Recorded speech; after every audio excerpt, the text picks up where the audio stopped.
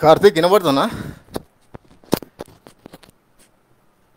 వినిపిస్తే చెప్పు నాకు.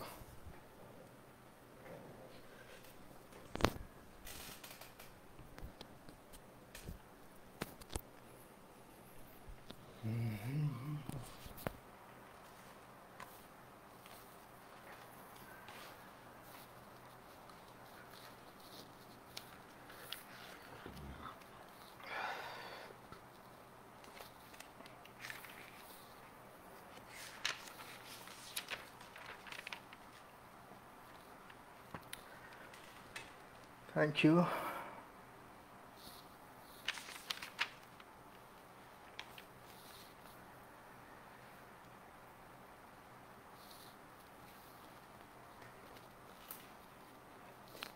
రైట్.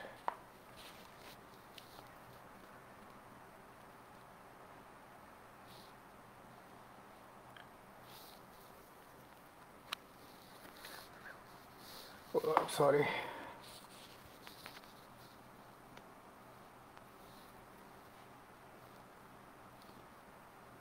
ఒక నిమిషం sir.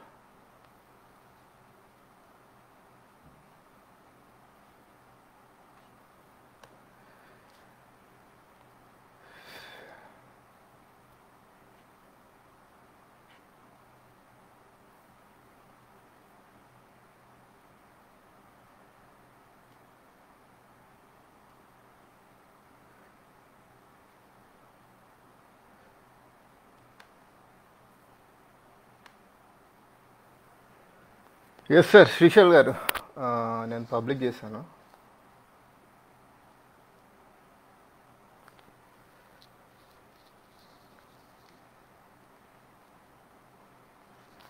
Hi Vamsi, Karthik, Yamini. All right. మాకు కత్తి స్టార్ట్ చేయమన్నాడు, so I have no other option. Hi Karthik. ఈరోజు నేను డాక్టర్ కేశవరెడ్డి గారి సిటీ బ్యూటిఫుల్ నవల కాదు, నవలిక అనాలట. ఎందుకంటే 100 పేజీల లోపలే ఉంటాయి, నవలిక అనాలట. సో ఇది నవలిక, సిటీ బ్యూటిఫుల్ నవలిక. దీని గురించి నేను పరిచయం చేయబోతున్నాను ఈరోజు. So I'll start. సో నాకు తెలిసి చాలామందికి, అంటే ఇప్పుడు దీంట్లో చాలామంది, ఇప్పుడు నాకు ఆన్లైన్లో కనబడాలి చాలామంది సాహిత్యంతో సంబంధం ఉన్న వాళ్ళే కాబట్టి వాళ్ళకు కేశవరెడ్డి గురించి చెప్పాల్సిన పనేం లేదు. బట్ ఐఎమ్ ష్యూర్ చాలామందికి కేశవరెడ్డి గారి నవల గురించి తెలిసే ఉండొచ్చు. ఫర్ మీ, ఐ మీన్ పర్సనల్గా నాకు తను తెలుగు సాహిత్యంలో, అంటే నవలా సాహిత్యంలో ఎస్పెషలీ నవలాకారుల్లో నాకు నా మట్టుకు ఆయన మెగాస్టార్ అనిపిస్తుంది నాకు ఆయన. So I love his writings. So ఇది సిటీ బ్యూటిఫుల్తో పోల్చుకుంటే ఆయన మిగతా నవళ్ళు, అంటే చివరి గుడిసె కావచ్చు, మునెమ్మ కావచ్చు, లేకపోతే క్షుద్రదేవత కావచ్చు, అవన్నీ ఏంటంటే మనకు మోస్ట్లీ గ్రామీణ నేపథ్యంలో ఉంటాయి. ఇష్యూ బేస్డ్ ఉంటాయి. మోస్ట్లీ వివక్షకు గురైన వాళ్ళ గురించి, దళితుల గురించి, లేకపోతే వర్గ సమస్యల గురించి.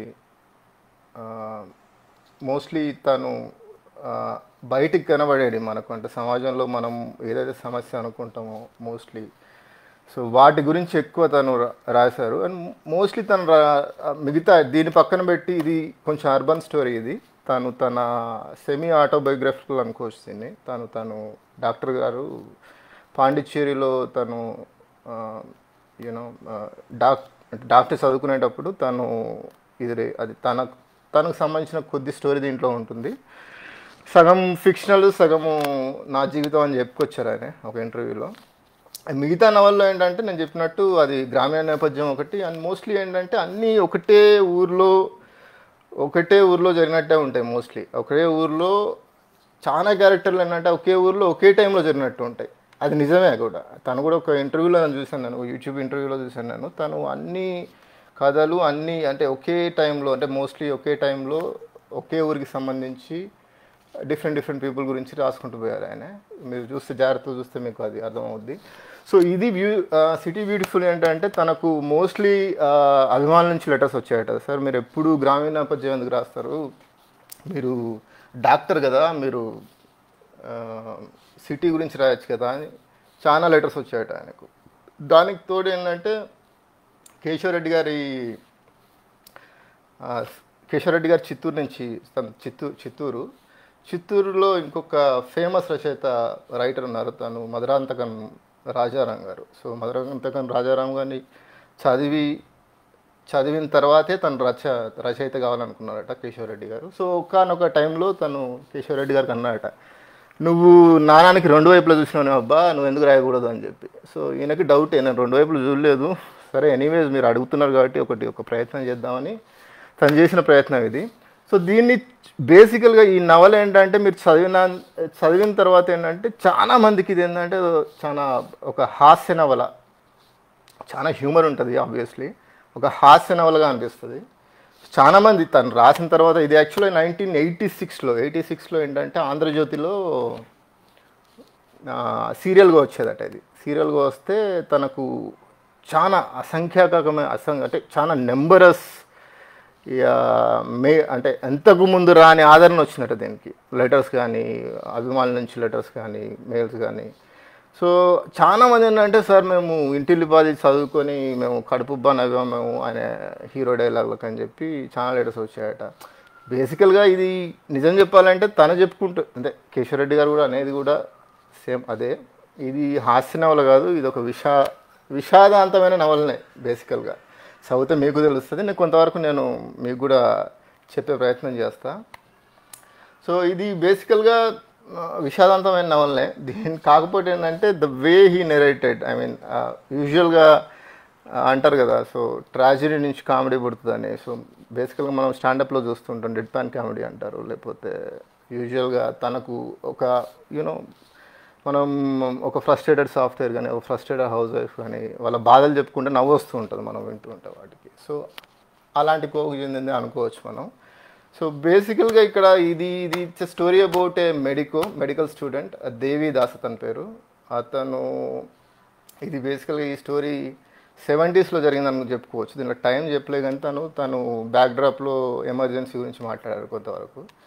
సో అతను చెప్పిన సినిమాలో రిఫరెన్స్ని చూస్తే 70sలో అట్లా జరిగి ఉండొచ్చు. బేసికల్గా డాక్టర్ గారు ఎప్పుడైతే చదువుకున్నారో పాండిచ్చేరిలో చదువుకున్నారు తను. సో ఇక్కడ మన దేవిదాస్ మెయిన్ క్యారెక్టర్ కూడా తను పాండిచ్చేరిలో ఒక మెడికల్ కాలేజీలో చదువుకునే విద్యార్థి. సో వానికి ఏమైంది, వాని బాధ ఏంటి అనేదే స్టోరీ ఇది బేసికల్గా.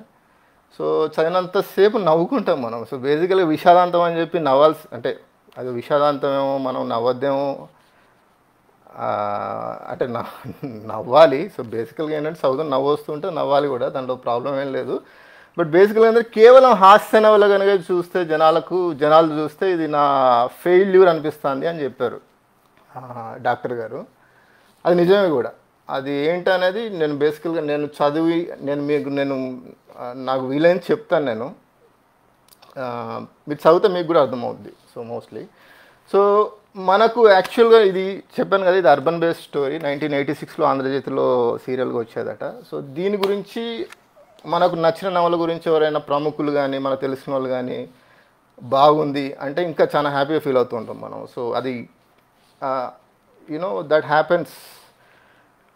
అది నాకు ఇది కొనుక్కున్న తర్వాత నేను ఫస్ట్ ముందు మాట చదివేటప్పుడు కాశీపట్ల వేణుగోపాల్ గారు ముందు మాట రాశారు దీనికి. కాశీపట్ల వేణుగోపాల్ గారు కూడా he's one of my favourite writer I can say. So తను దీని గురించి చాలా మంచి ముందు మాట రాశారు. ఇంకోటి ఏంటంటే డాక్టర్ గారు కొద్దిగా తన కూడా అసలు ఎందుకు రాయాల్సి వచ్చింది ఏంటి అనేది తన ముందు మాట కూడా కొంచెం ఉంటుంది దీంట్లో.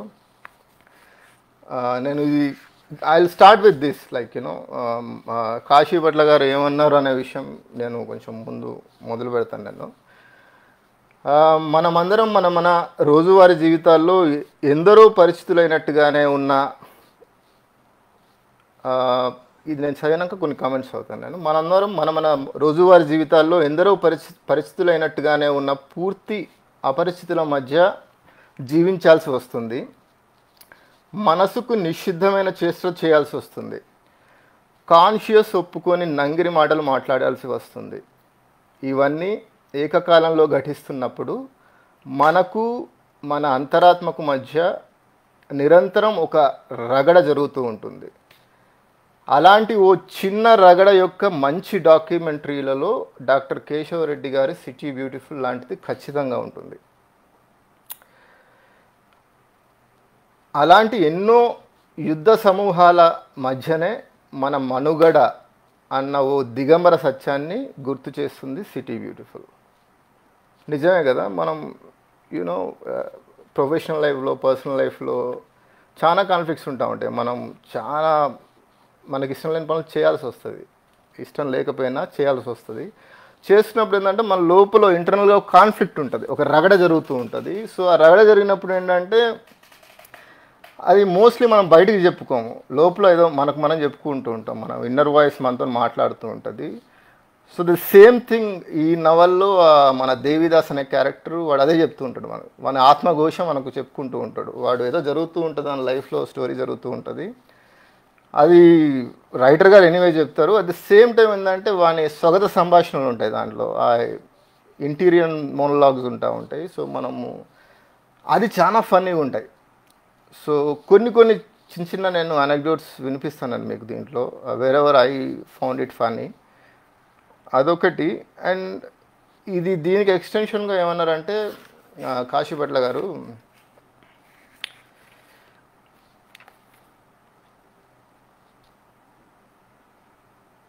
సరే నేను ఇంకొక పాయింట్ ఏంటంటే తను లేవదీశారు, అది యాక్చువల్గా ఇది నాకు కూడా అంటే నాకు క్వశ్చన్ అదే, ప్రాబ్లీ ఎవరన్నా నాకు హెల్ప్ చేయాలి దీంట్లో. సో బిఫోర్ దాట్, సివిఆర్ గారు నమస్తే అండి. మీరు you know I loved your writings about your experiences. Doctor గారితో మీరు వెళ్ళి కలిసింది, మీరు రాశారు కదా బుక్ రీడర్స్ క్లబ్లో. Thank you.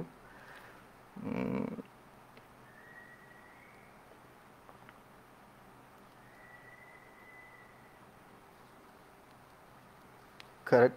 అతడు అడవి మర్యాదాస్ గారు అన్నారు, అతడు అడవిని జయించాడు, రాముడున్నారు, రాజ్యం ఉండది, శ్మశానం దున్నారు, వేదంలో నుండి బతుకును చూపించి నిలబడి కలబడాలని చెప్పే రచనలు చదవడం మొదలు పెడితే ఆ కాల ప్రవాహంలోకి పడిపోకుండా జాగ్రత్త పడటం ఎంత మాత్రం సాధ్యం కాదు. నిజమే, అగ్రి.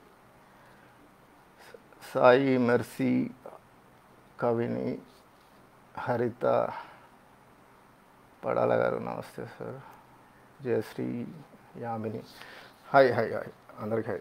సో కేఎం నమస్తే.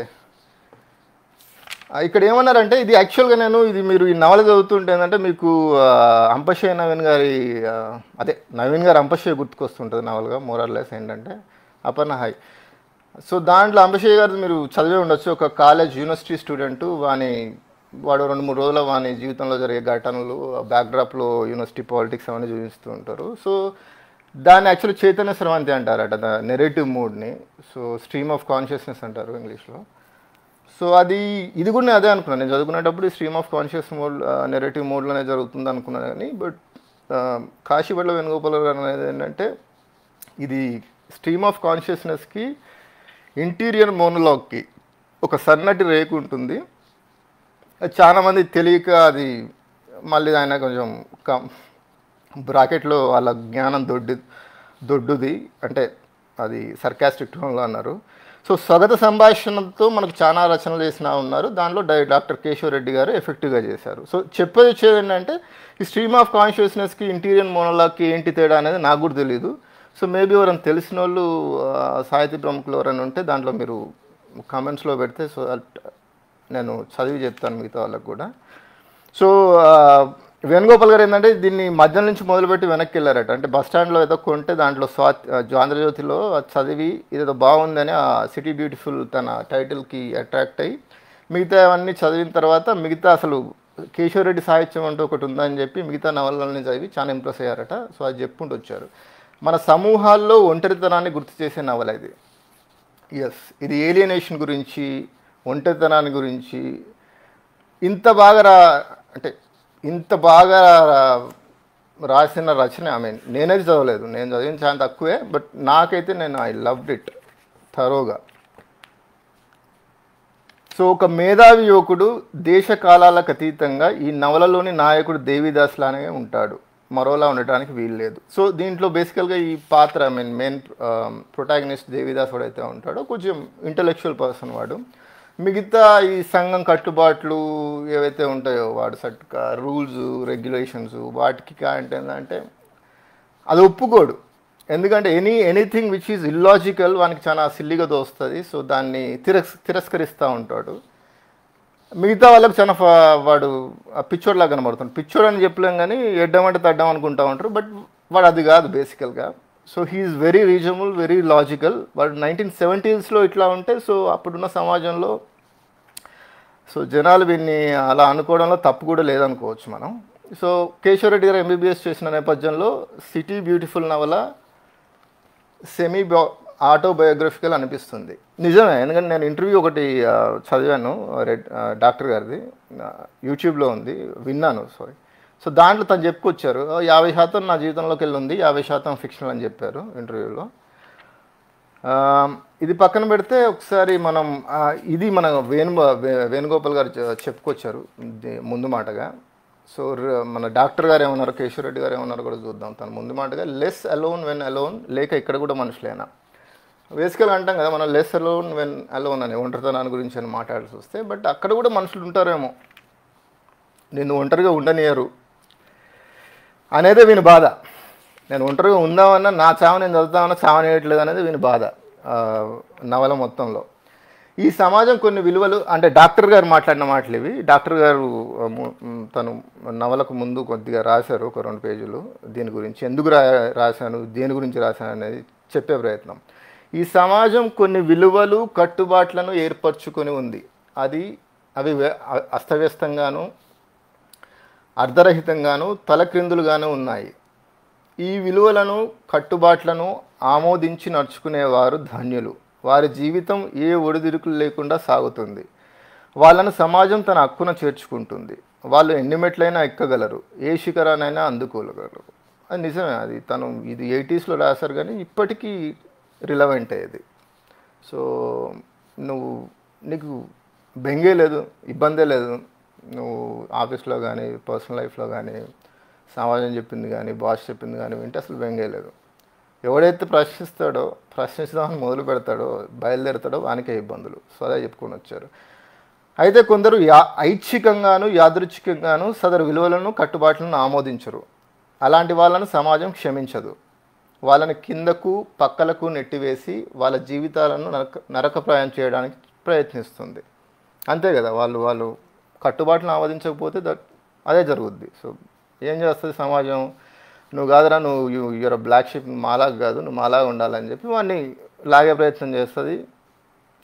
సో వాడు లొంగకపోతే వాడిని సూటిపోటు మాటలతో పొడుస్తూ ఉంటుంది. అది జరుగుతూ ఉంటుంది. మన అందరి జీవితాల్లో ఏదో ఒక సందర్భంలో ఎక్కడో దగ్గర ఇది జరుగుతూనే ఉంటుంది. సో నాకు కావచ్చు, మీకు కావచ్చు. సో అందుకే ఇది బేసికల్గా ఇది చాలా రిలేటబుల్ నవల. అంటే నాకు మిగతా నవల్లో ఏంటంటే రెడ్డి గారిది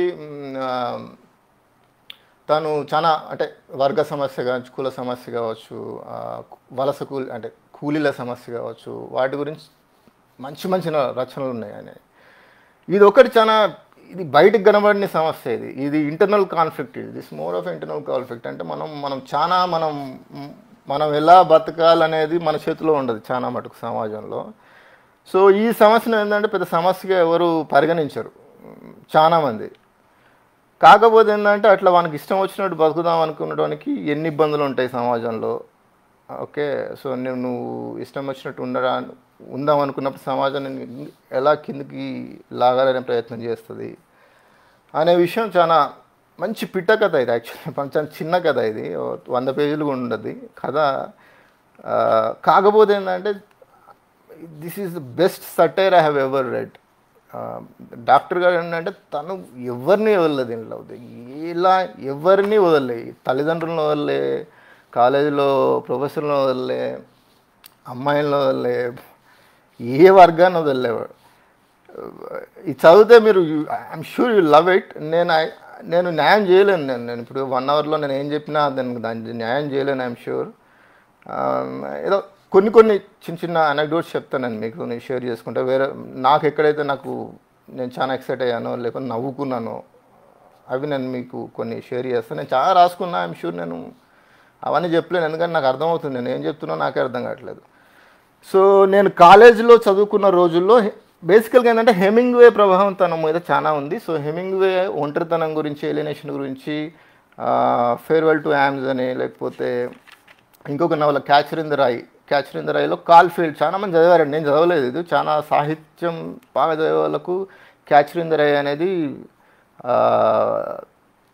యూనో చాలా ఫేమస్ నవల్ అట. దానిలో హీరో కాల్ఫీల్డ్ ఇట్టేనే వాడు సేమ్ ఇలానే, వాడు ఏంటంటే ఒంటరితనానికి గురైపోయి చచ్చిపోతాడు, ఫైనల్గా ఆత్మహత్య చేసుకొని చచ్చిపోతాడు. సో ఆ నవల్ చదివిన తర్వాత కాల్ఫీల్డ్ అనేటువంటి దయ్యమై బయట తన కళల్లో వచ్చేవాడట. సో ఆ నవల్ చదివిన తర్వాత అంత ప్రభావం చూపించిందట. సో దాన్ని బేస్ చేసుకుని అలాంటిది ఏమైనా రాయాలని చెప్పి డాక్టర్ గారు ఈ నవల్ రాయడం జరిగింది.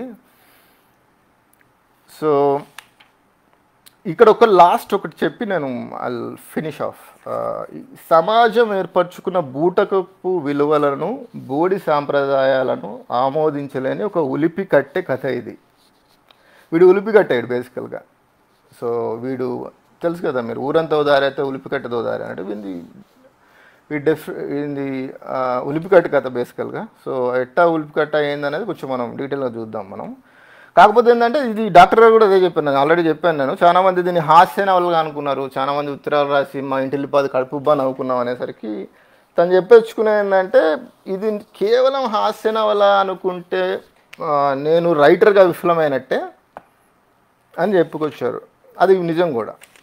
సో ఐ థింక్ ఎవరైతే చదివారో వాళ్ళు కూడా యాక్సెప్ట్ చేస్తారనుకుంటా. ఎవరిని వదలలేదు డాక్టర్ గారు. Yeah true. దీంట్లో అసలు ఎవరిని వదలేదు సార్. నేను అది చూడటానికి చిన్న నవల ఇది, బట్ ఎవరిని వదలలేదు. మీరు చదివితే మీకే అర్థమవుద్ది. Holden Caulfield is the protagonist. Yeah, Caulfield is the protagonist. నిజం సార్, సివిఆర్. యా. సో నవల్లోకి వెళ్దాం మనం కొద్దిగా.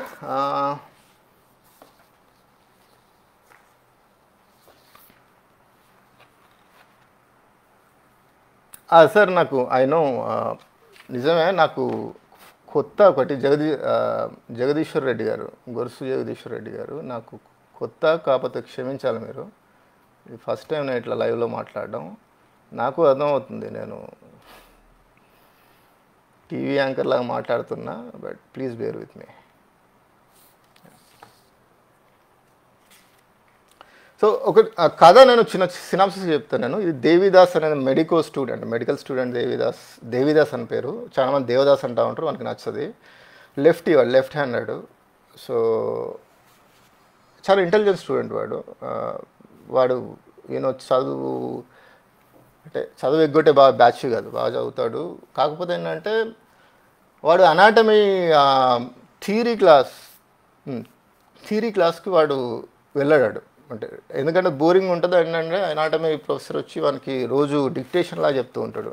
అంటే పాఠం చెప్పకుండా ఊరికే డిక్టేషన్ చెప్తూ ఉంటాడు. సో వానికి నచ్చక వాడు క్లాస్లోకి వెళ్ళాడు రెగ్యులర్గా. కానీ ప్రాక్టికల్స్ 100% అటెండెన్స్ ఉంటుంది.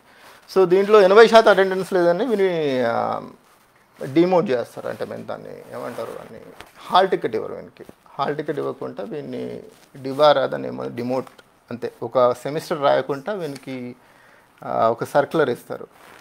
సో వాడు ఆ సర్క్యులర్ అప్పుడు ఏం చేయాలి? సో బేసికల్గా వాడు వెళ్ళి ప్రిన్సిపాల్ని వీన్ని కాలు పట్టుకుంటాడు. అంటే వాళ్ళ మధ్యలో చాలా జరుగుతాయి సంభాషణలు. వాళ్ళు కాలు పట్టుకుంటాడు, వాళ్ళు ఒప్పుకోరు. కాన్స్టిట్యూషన్ ప్రకారం, అంటే కాలేజీ కాన్స్టిట్యూషన్ ప్రకారం వీలు పడదు, నీకు రాయడానికి వీల్లేదు అంటాడు. సో వాడు ఆ బాధలో వాడు ఏం చేస్తాడు, వాడు ఎవరెవరిని ఎదురుపడతారు, వానికి అనుభవాలు ఏంటి, ఆ 2 రోజుల కథ ఇది. బేసికల్గా 2 రోజుల్లో జరిగే కథ ఇది. అంతే. రెండు రెండు రెండు రాత్రులు 2 రోజులు అంతే. అంతే. వాడు ఏం చేశాడనేది కథ. అసలు కథ ఏముండదు దీనిలో. అది యాక్చువల్గా కథనం బాగుంటుంది దీనిలో. కథగా చెప్పాలంటే ఇదే కథ. ఒక మెడికల్ స్టూడెంట్ వాడు రేపు అనాటమీ ఎగ్జామ్కి రాయాలనుకున్న వాడికి ఇది అదే హాల్ టికెట్ దొరకదు. హాల్ టికెట్ దొరకకుండా వాడు ఏం చేశాడు, ఏం జరిగింది అనేది కథ ఇక్కడ. సో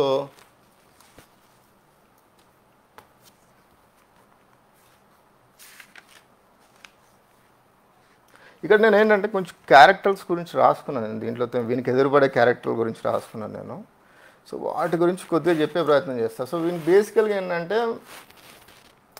పొద్దున్న లేస్తాడు, లేచి చూసేసరికి ఆ న్యూస్ కనబడుతుంది వానికి. ఏంటంటే సర్క్యులర్ బోర్డులో ఏంటంటే వాడు ఈ దేవిదాస్ అనేవానికి హాల్ టికెట్ ఇవ్వకుండా మేము డిమోట్ చేస్తున్నాం వీడిని ఎగ్జామ్ రాయకుండా అని చెప్పి. అది చూస్తాడు, షాక్ అవుతాడు. షాక్ అయ్యి వాడు బేసికల్గా మెడికల్ క్యాంపస్ ఉంటుంది కదా, మెడికల్ కాలేజ్లో హాస్టల్లో ఉంటాడు వీడు.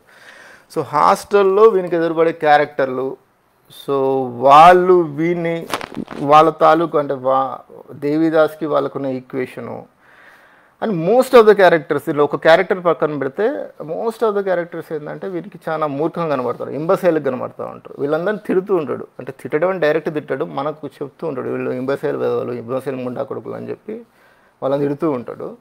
సో వాళ్ళ క్యారెక్టర్స్ని కొద్దిగా చెప్పే ప్రయత్నం నేను చేస్తాను నేను.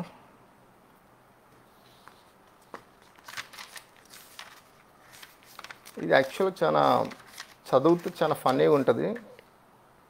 నేను ఏదో వార్తలు చదివినట్టు చదువుతున్నా, ఐఎమ్ షూర్, బట్ మీరు చదివితే మాత్రం you will enjoy this. So ఇక్కడ ఇనీషియల్గా ఏంటంటే యాజ్ ఐ టోల్ యూ, తను చేసిన తర్వాత ఇక్కడ కొన్ని క్యారెక్టర్లు ఏంటంటే దీంట్లో మెస్ బాయ్ ఉంటాడు, డీగోల్ అని. మన పేరు డీగోల్ మెస్ బాయ్. వాడు ఏంటంటే ఇంటేమన్నా వీళ్ళ రూమ్లో ఉంటాయి కదా, వీళ్ళ హాస్టల్లోకి వచ్చి అందరికీ టీలు కాఫీలు ఇస్తూ ఉంటాడు. వాడు పొద్దున్నే దబదబా డోర్ కొట్టేసరికి లేస్తాడు. లేచిన తర్వాత దాని గురించి చెప్పుకొస్తాడు. ఏంటంటే డీగోల్ అనేటోడు ఏంటంటే వాడు కొద్దిగా బుద్ధిమాంద్యం ఉంటుంది. చిన్నప్పుడు వానికి ఏదో దాన్ని ఏమంటారు మెదడు వ్యాధి వచ్చి కొద్దిగా బుద్ధిమాంద్యం ఉంటుంది. బుద్ధిమాంద్యంతో ఏంటంటే వాడు చేసే పనులను మొరటుగా ఉంటా ఉంటాయి అన్నట్టు. సో మొరటుగా అంటే వాడికి బేసికల్ బ్రెయిన్ ఐక్యూ ఉండదు, ఆ ప్రాబ్లం ఉంటుంది. సో దబదబా కొడతాడు, కాఫీ ఇస్తాడు, పక్కన పోయి దబదబా కొడుతూ ఉంటే పక్కన డోరు లాక్ వేసి ఉంటుంది. లాక్ వేసినా దబదబా కొడుతూ ఉంటాడు. ఎందుకు కొడతానవరా, లాక్ వేసింది కదా అంటే వాడు ఒక పిచ్చి నవ్వి ఓ అవునా సార్ అందుకేనేమో ఎవరు బయటికి రావట్లేదు, లాక్ వేసింది కదా అని చెప్పి నవ్వుకుంటూ వెళ్ళిపోతాడు.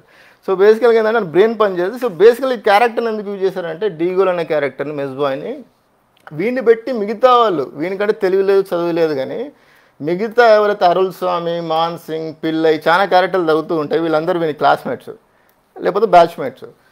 సో వీళ్ళందరినీ వీడు చదువుకున్నారు కానీ వీనికున్న తెలివిలో వీనికున్న బుద్ధిలో సగం బుద్ధి కూడా లేదు వీళ్ళకి అని చెప్పే ప్రయత్నం మనకు చేస్తూ ఉంటాడు ఇక్కడ.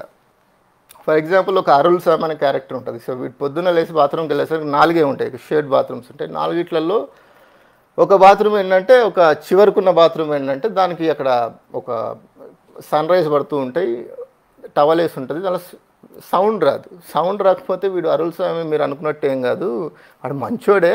కాకపోతే మన ప్రాబ్లం ఏంటంటే ఎగ్జామ్స్ కదా, ఎగ్జామ్స్ అయ్యేసరికి ఏంటంటే వీనికి విపరీతమైన భక్తి పెరుగుతూ ఉంటుంది. సో సూర్య నమస్కారాలు చేస్తూ ఉంటాడు. బేసికల్గా స్నానం చేయకుండా బాత్రూంలో నుండి సూర్య నమస్కారాలు చేస్తూ ఉంటాడు. సో వాడు బయటకు వచ్చిన తర్వాత వీడు లోపలికి పోతాడు. లోపలికి వచ్చిన తర్వాత ఇంకొకటి వచ్చి కొడుతూ ఉంటాడు. వీడు స్టార్ట్ అయ్యాడు స్నానం, వాడు వచ్చి లోపలికి వచ్చి కొడుతూ ఉంటే వాడు దినకర్ అని పేరు. అరే అమ్మ నువ్వు లెట్రూమ్కి అర్జెంట్ అంటే అనుకోవచ్చురా, నీ బాధ బాత్రూమ్ కదా 5 నిమిషాలు ఆగలేవా అంటాడండి. కాకపోతే వాడు కొడుతూనే ఉంటాడు. వానికి ఏంటంటే వాడు రాత్రి అంతా పడుకోరు వీళ్ళు. సో బేసికల్లీ ఇక్కడ ఒక ఇంట్రెస్టింగ్ అబ్జర్వేషన్ ఏంటంటే యూజువల్గా మనం చాలా మంది చేసే ఉండొచ్చు. మనం ఏంటంటే మనం ఎగ్జామ్స్ అనేసరికి రాత్రి అంతా మేలుకొని పొద్దుంతా పడుకుంటూ ఉంటాం. సో దీంట్లో ఎవ్వడు రాత్రి పడుకోడు. వాడిని చూడంగానే వాడు కళ్ళెర్రబడి పిచ్చోన్లా కనబడుతూ ఉంటాడు వాడికి. సో ఆయన ఏమంటాడు డాక్టర్ అంటే దేవిదాస్ ఏమంటాడంటే ఇది రాత్రి నిద్రపోకుండా రాత్రి అంతా చదివి పొద్దుంతా నిద్రపోవడం ఏంటంటే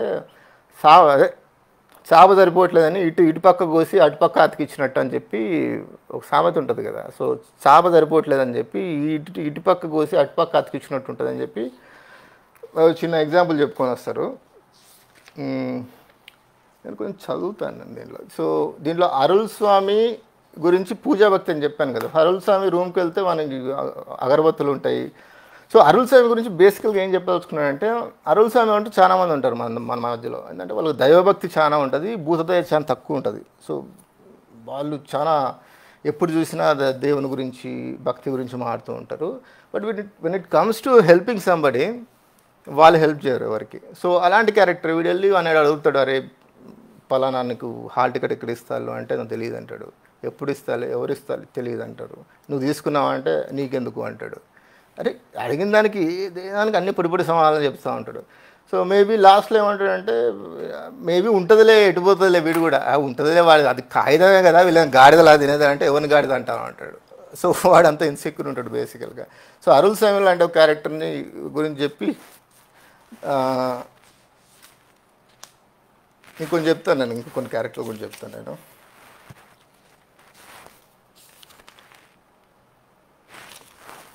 కన్యాశుల్కం నాటకం చూసి నేను కొన్ని కమెంట్స్ అవుతాను నేను. ఐ థింక్ కన్యాశుల్కం నాటకం చూసి లేదా చదివి నవ్వుకున్నామంటే గురజాడ కూడా తమ ఫెయిల్ అయ్యానని అనుకునేవాడేమో. కన్యాశుల్కం విషాదాంతం బీభత్స నాటకం అంటాడు శ్రీసి. నిజమే సార్, నిజమే.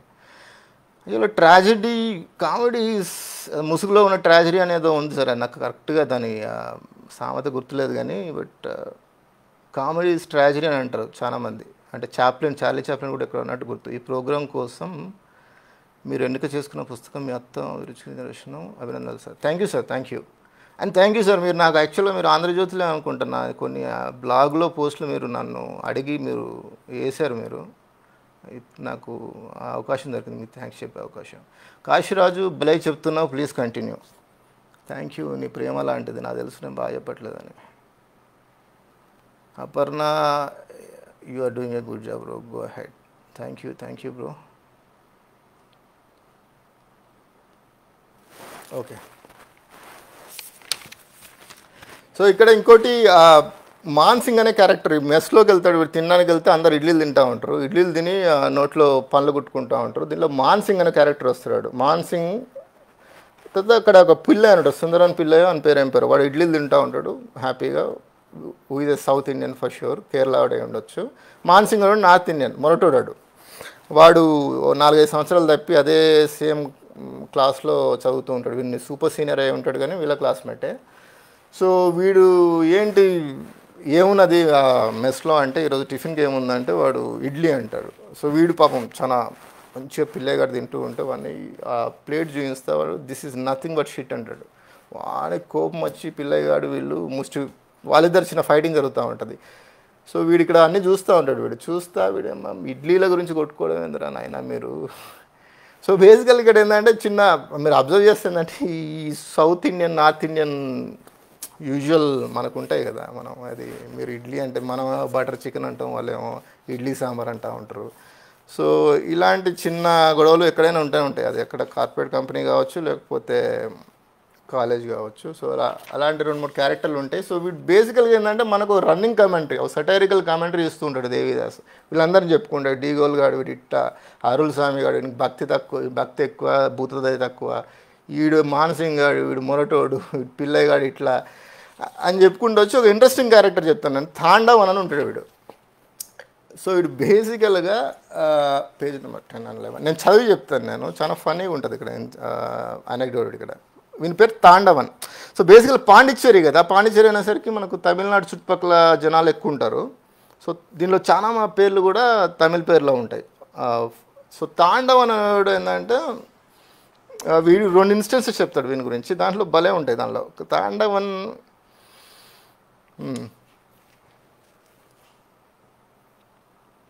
ఓకే. సో వీడు బేసికల్గా ఏంటంటే మెస్లోకి వెళ్ళి ఒక పేపర్ చదువుతుంటాడు. వీళ్ళ బాధ భరించలేక వీళ్ళందరూ వీళ్ళు చూస్తూ ఉంటారు. వీనికి అర్థం కాదు ఎందుకు చూస్తున్నారు. యాక్చువల్గా వాళ్ళ నోటీస్లో వీడు ఇట్లా వీనికి హాల్ టికెట్ ఇవ్వట్లేదు, డిబార్ అయిన సంగతి వీళ్ళకి తెలుసు కానీ వీళ్ళకి తెలియదు. అందరూ వీళ్ళు చూస్తుంటే తాండవన్ అడుగుదాం అని అనుకుంటాడు. తాండవన్ పక్కనే ఉంటే అసలు ఏంద్రా వీళ్ళు చూస్తారు అని అడుగుదాం అంటాడు. కానీ వాడు ఎట్లా సమాధానం చెప్పడని చెప్పి పక్కన పెట్టి వాడిని పేపర్ ఒకటి చదువుతాడు, పేపర్ తీసి పేపర్ చదువుతాడు. తొక్కిసలాటలో నలుగురు స్త్రీల దుర్మరణం అని ఉంటుంది ఒక పేపర్లో ఒక న్యూస్ ఐటమ్. అంటే తిరునల్వేలిలో సమ్ తమిళనాడులో ఒక ప్రాంతంలో నలుగురు స్త్రీల దుర్మరణం అని దాంట్లో ఉంటుంది. అలా దాంట్లో దాని న్యూస్లో ఏంటంటే బేసికల్గా నలుగురు ఒక భూస్వామి ఉంటాడు, హరిజన వార్డులో ఉన్న స్త్రీలకు ఏంటంటే ఆయన బర్త్డే రోజు చీరలు పంచి పెడతా ఉంటాడు. చీరలు పంచి పెడతా అంటే వాడు యూజువల్గా ఏంటంటే ఊర్లోకి పోయి వాళ్ళ వార్డులోకి వెళ్ళి పంచి పెడతాడు. సో ఆ రోజు తక్కువనే అని చెప్పి వాళ్ళ ఇంటికి రమ్మంటాడు. ఇంటికి రమ్మంటే ఇంటికి చాలామంది ఆ రోజు తక్కువ చీరలు ఉన్నాయని చెప్పి ఎక్కువ మంది వస్తారు. సో వాడిని మెయిన్ డోర్ తీయంగానే తొక్కిసలాట జరుగుతుంది. దాని నలుగురు ముసలోళ్ళు, దాంట్లో ఒక 74 ఏళ్ళ ముసలి చచ్చిపోతుంది. చచ్చిపోయేసరికి వీడు ఆ న్యూస్ చూసి చాలా బీయింగ్ ఏ సెన్సిటివ్ పర్సన్ వీడు చాలా సీరియస్ తీసుకుంటాడు. చాలా కష్టంగా అనిపిస్తుంది వాడికి. సో కష్టంగా అనిపించి 70 ఏళ్ళ ముసలిది కష్టించి 20 రూపాయల చీర కోసం ప్రాణం వదిలిందని చెప్పి బాధపడుతూ ఉంటాడు. సో ఇది చదివిన తర్వాత పక్కన తాండవం కానీ మాటలతో దించడానికి ప్రయత్నిస్తాడు. వాట్ న్యూస్ తాండవం అంటాడు. వాడు కసురుకుంటూ వాట్ అంటాడు. ఈ పూట విశేషాలు ఏంటని అడిగాడు. ఈ పూట హాల్ టికెట్ ఇస్తున్నారు, అదే విశేషం. నేను అరువులుగా అడుగుతూ అన్న ముక్కలే మళ్ళా అన్న. ఆఫ్టర్ ఆల్ హాల్ టికెట్ కోసం ఈ పరుగులు ఎందుకు, ఆఫీస్లో వాళ్ళు ఏమైనా గాడిదలా కాగితాలను తినేయడానికి అన్నాను. గాడిదలకు హాల్ టికెట్ గురించి చింతే ఉండదు అని ఏదో విట్టేసినట్టు పనులింకి నుంచి పేపర్ చదువుతున్నా కదా, నువ్వే ఈ పూట చెప్పు ఈ విషయాలు ఏమో అంటే వీడు న్యూస్ ఐటమ్ చూపిస్తాడు మనకి. చూడు జరిగిందట అంటే వాడు తాపీగా చూసి చదివి తాండవన్ గాడు తగిన కాఫీ చప్పరిస్తూ తొక్కిసలాటకు సంబంధించిన న్యూస్ ఐటమ్ చూసి తగిన శాస్తి జరిగింది. మనుషుల ఆశకు హద్దు పద్దు ఉండాలి, అత్యాశకు పోతే ఇలాగే అవుతుంది అన్నాడు. ఆ నలుగురు స్త్రీలు అత్యాశ వల్ల చచ్చారా పేదరికం వల్ల చచ్చారా కాస్త ఆలోచించు అని మన హీరో అడుగుతాడు. పేదరికం వల్ల చచ్చినట్టు ఎక్కడ రాయలేదు అనేది మన సమాధానం. ఇది వరస. అక్కడ రాసి ఉంటే కానీ వీడు నమ్మడు. న్యూస్ పేపరే కాదు, వీడు టెక్స్ట్ బుక్లు చదివే తీరు కూడా అంతే. పుస్తకాలలో వాక్యాలను ఉన్నట్టుగా చదవడం, మక్కి కంఠస్థం చేయడం, పరీక్షల్లో కక్కడం, ఇంతే. ఇక ఊహించడం ఆలోచించడం అనేవి పంచమహాపాతకాల కిందకి వస్తాయి. ఈ మధ్య వీడితో కలిసి ఇదొకటి. ఈ మధ్య వీడితో కలిసి ఒక సినిమాకి వెళ్ళాను. ఇంకొక ఇన్సిడెంట్ చెప్తాడు. ఎంజీఆర్ సినిమా తెర మీద క్రెడిట్స్ పడతా ఉంటే చిన్నపిల్లడు 10 ఏళ్ళ పిల్లలు తల్లిదండ్రులను పోగొట్టుకుంటాడు, అనాథ అయిపోతాడు. ఆకలికి దాలేక ఒక రొట్టె దొంగతనం చేస్తారు. అంగట్లోకి వెళ్ళి రొట్టె ముఖం దొంగతనం చేస్తారు. దొంగ అని జనాలు వెంబడబడుతూ ఉంటారు. ఇది చాలా క్లీషే సినిమా మీరు చూసే ఉండొచ్చు. అని జనాలు వెంబడబడుతూ ఉంటే పిల్లవాడు వాళ్ళ చిక్కకుండా వీధి వెంబడ పరుగు ప్రారంభిస్తాడు. అప్పుడు తెర మీద క్రెడిట్ కార్డ్స్ ప్రారంభమవుతాయి. పిల్లవాడు అలా పరిగెడుతూ ఉంటే కెమెరా మెల్లగా కిందకు దిగి తెర మీద వాడి పాదాలు మాత్రం కనిపిస్తూ ఉంటాయి. ఆ పాదాలు పరిగెడుతూనే ఉంటాయి. కొంతసేపటికి ఆ చిన్న పాదాలు పెద్దవి అవుతాయి. క్రెడిట్స్ కార్డ్స్ ముగిశాక కెమెరా పైకి లేస్తుంది. తెర మీద ఎంజీఆర్ అడుగుల వెంబడి పరిగెత్తడం కనబడుతుంది. ఆబ్వియస్లీ చిన్నోడు పెద్దోడు అవుతాడు. అది సీన్ మనం చాలా చూసే ఉంటాం. అప్పుడు ఈ పక్కన తాండవన్ గాడు ఆ పిల్లాడేడి అని అరవం ప్రారంభిస్తాడు. నేను లేచి 4 వరుసల కవతల కూర్చున్నాను. అతను ఏమన్నాడు, వెళ్ళి 4 వరుసల అవతల కూర్చుంటాడట. తాండవనే కాదు, మా హాస్టల్లో ఉండే వాళ్ళంతా ఇలాంటి వాళ్ళే. ఇలాంగో తప్ప మిగిలిన వాళ్ళంతా 100కి 100 రూపాయలు ఇంబసైల్ ముండా కొడుకులే. ఈ ఇంబసైల్ ముండా కొడుకులనే చాలాసార్లు యూజ్ చేస్తాడు దీంట్లో. So which is understandable. ఎందుకంటే వీడు చాలా ఫ్రస్ట్రేషన్లో ఉన్నాడు. ఒకటి హాల్ టికెట్ పోయింది, హాల్ టికెట్ రాలేదు, ఎగ్జామ్ రాలేకపోతున్నాడు, ఊరికి పోలేడు. దానితో వీనికి ఒక జీవితంలో ఒక బ్రేకప్ జరుగుద్ది, మనకి వల్ల ప్రేమ విఫలమవుద్ది.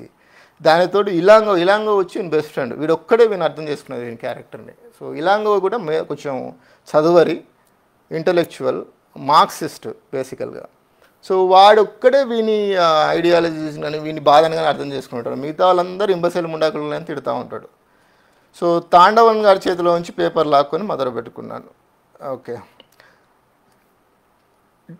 అప్పుడు మాట అంటాడు హీరో, 74 ఏళ్ళ 74 ఏళ్ళు బతికి ఆఫ్టర్ ఆల్ 20 రూపాయల చీర కోసం ప్రాణాలు పోగొట్టుకుంటున్నారు జనం. దీన్ని బట్టి దేశం ఎటువైపు పోతుందో ఆలోచించు అని ఇంకా ఏదో చెప్పబోయాడు. సో అది అది చెప్తాడు, వీనికి అర్థం కాదు ఆబ్వియస్లీ. వీడు అరే నువ్వు అన్న వదిలేసినావు, నువ్వు ఏదో చెప్తావు, నువ్వు వదిలేసారు అని చెప్పి చిన్నగా వీడు సర్కాస్టిక్ స్మైల్ ఇచ్చి వదిలేస్తాడు. వానికి అర్థం కాదు, వీడు చెప్పే ప్రయత్నం కూడా చేయడు. సో ఇదొక క్యారెక్టర్. తర్వాత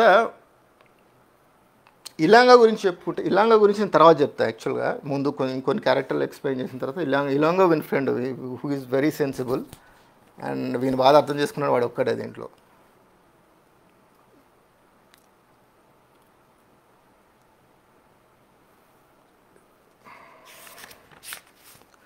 సో దీని తర్వాత బేసికల్గా ఏమైంది, వీడు వెళ్తాడు, చూస్తాడు, వానికి తెలుస్తుంది న్యూస్, హాల్ టికెట్ ఇవ్వట్లేదు, కాలేజ్ కాన్స్టిట్యూషన్ ప్రకారము వీనికి 80% అటెండెన్స్ ఉంటే మాత్రమే ఇస్తారని చెప్తాడు.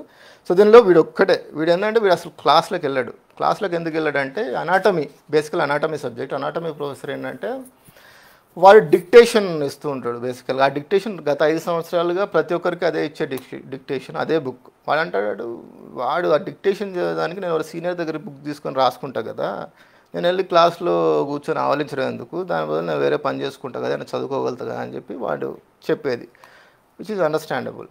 కాకపోతే ఏంటంటే మన ఇగో హర్ట్ అవుద్ది. సో బేసికల్గా నా క్లాస్కి వీడు రాలేదు, సో నా దగ్గర పవర్ ఉంది, అది యూజ్ చేసుకోవాలి. అది ఎక్కడైనా జరిగేది.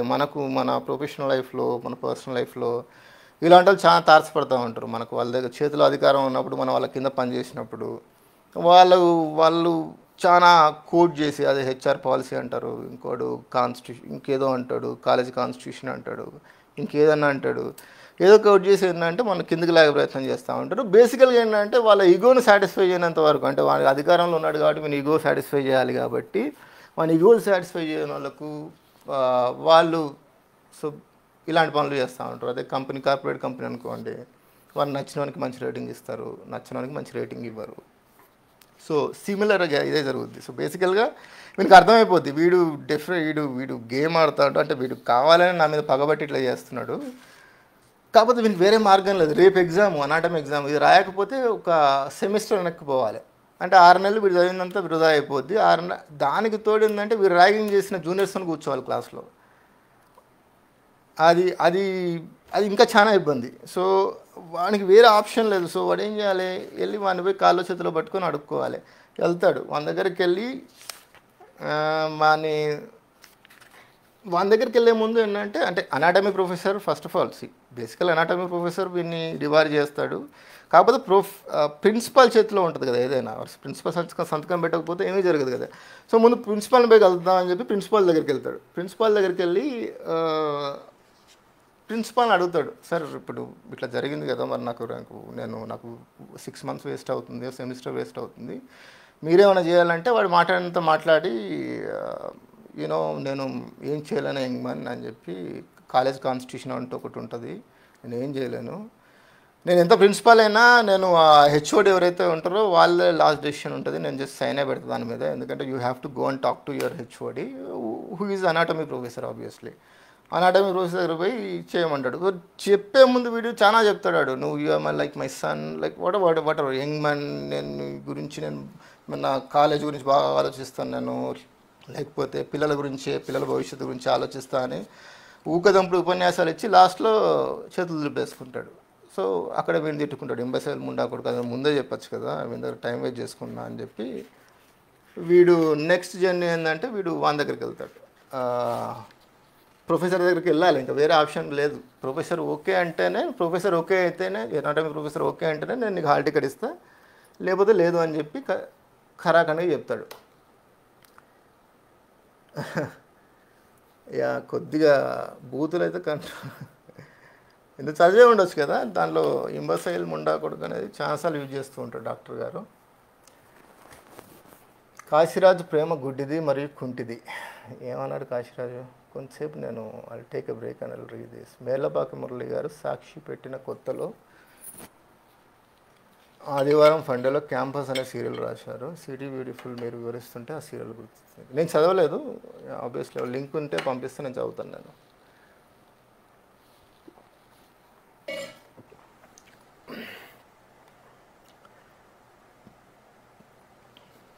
ఓకే. సో బేసికల్గా ఇక్కడ ఏంటంటే వీని క్వెస్ట్ అంతా వీని జర్నీ అంతా ఏంటంటే హాల్ టికెట్ తెచ్చుకుంటే వీనికి ఒక సమస్య వచ్చింది. వీని సమస్య ఏంటి? హాల్ టికెట్ రాకపోవడం. ఈ సమస్యకు విలన్ వచ్చి వీని కథలో విలన్ వచ్చి అనాటమీ ప్రొఫెసర్. సో వాడిని పోయి వీడు బతిమలాడుకోవాలి, వేరే ఆప్షన్ లేదు. ప్రిన్సిపల్ కూడా చేతులు ఎత్తేస్తాడు. సో వీని దగ్గరికి వెళ్తాడు, ప్రొఫెసర్ దగ్గరికి వెళ్తాడు.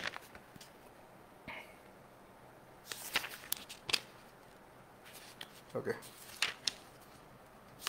ఇది చాలా ఇంట్రెస్టింగ్ క్యారెక్టర్. సో చెప్పాను కదా, బేసికల్గా ఏంటంటే వీడు వీని దగ్గర ఒక బుక్ ఉంటుంది.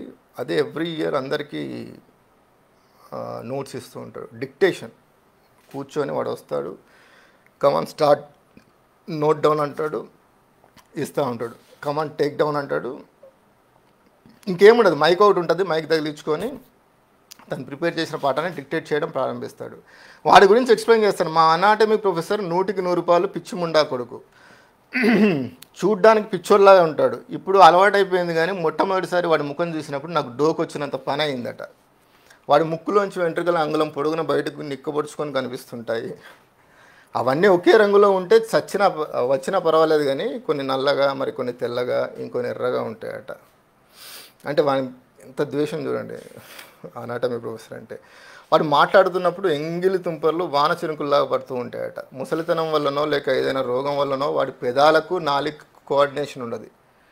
యాక్చువల్గా ఇప్పుడు నాకు అదే జరుగుతుంది. నాకు పెదాలకు నాలుగు కోఆర్డినేషన్ లేదు. ఇప్పుడు అతడి క్లాసులో మొదటి వరుస డెస్క్ వద్దనే కూర్చున్న వాళ్ళు భరిస్తారేమో. నేనైతే అతడి క్లాసులో అటెండ్ కావడమే లేదు. అటెండ్ అయినప్పుడు కూడా వెనక డెస్క్లో కూర్చుంటాను. ఆబ్వియస్ రీజన్, బోరింగ్ ఉంటుంది. వాడు ఏం చెప్పడు కాబట్టి క్లాసులో ఉన్నంతసేపు వాడు ముఖం వైపు చూడకుండా ఉండడానికి ప్రయత్నిస్తాను.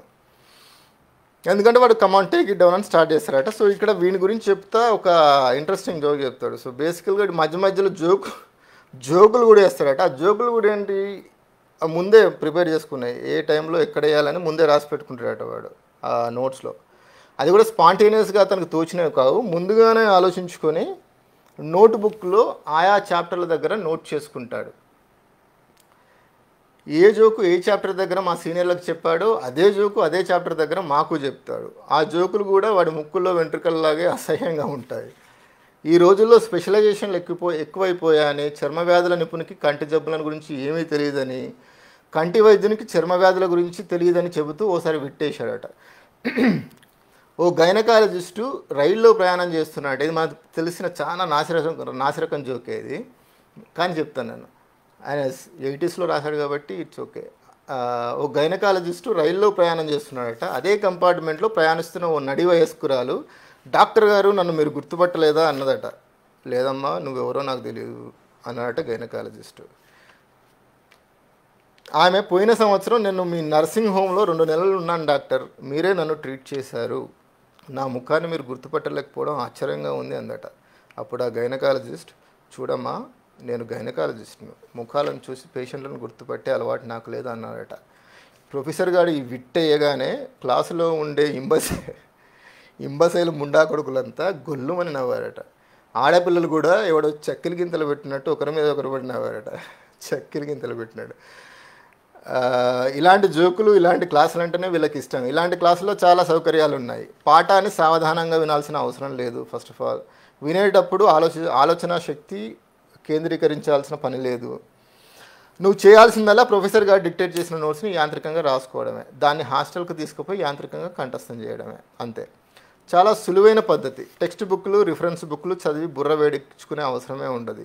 ఒకవేళ ఇలాంటి క్లాసులో నిద్రపోయినా పర్వాలేదు, పక్కవారి నోట్స్ తీసుకొని హాస్టల్లో కాపీ చేసుకోవచ్చు. అది కాకపోతే సీనియర్ స్టూడెంట్ని అడిగి వాడి నోట్స్ తీసుకొని కాపీ చేసుకోవచ్చు.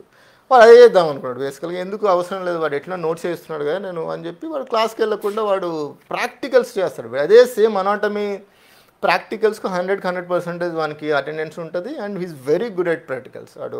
వాడు చాలా గర్వంగా కూడా చెప్పుకుంటాడు, సార్ నన్ను ప్రాక్టికల్స్ అడగని నేను చేస్తాను, నాకు అంటే మీరు ఇచ్చిన ప్రాక్టికల్ నేను సక్సెస్ఫుల్ చేయకపోతే మీరు నాకు హాల్ టికెట్ ఇవ్వాల్సిన అవసరం లేదు కూడా అంటాడు ఒక సందర్భంలో. ఇదే సందర్భంలో వాడు విన్నాడు.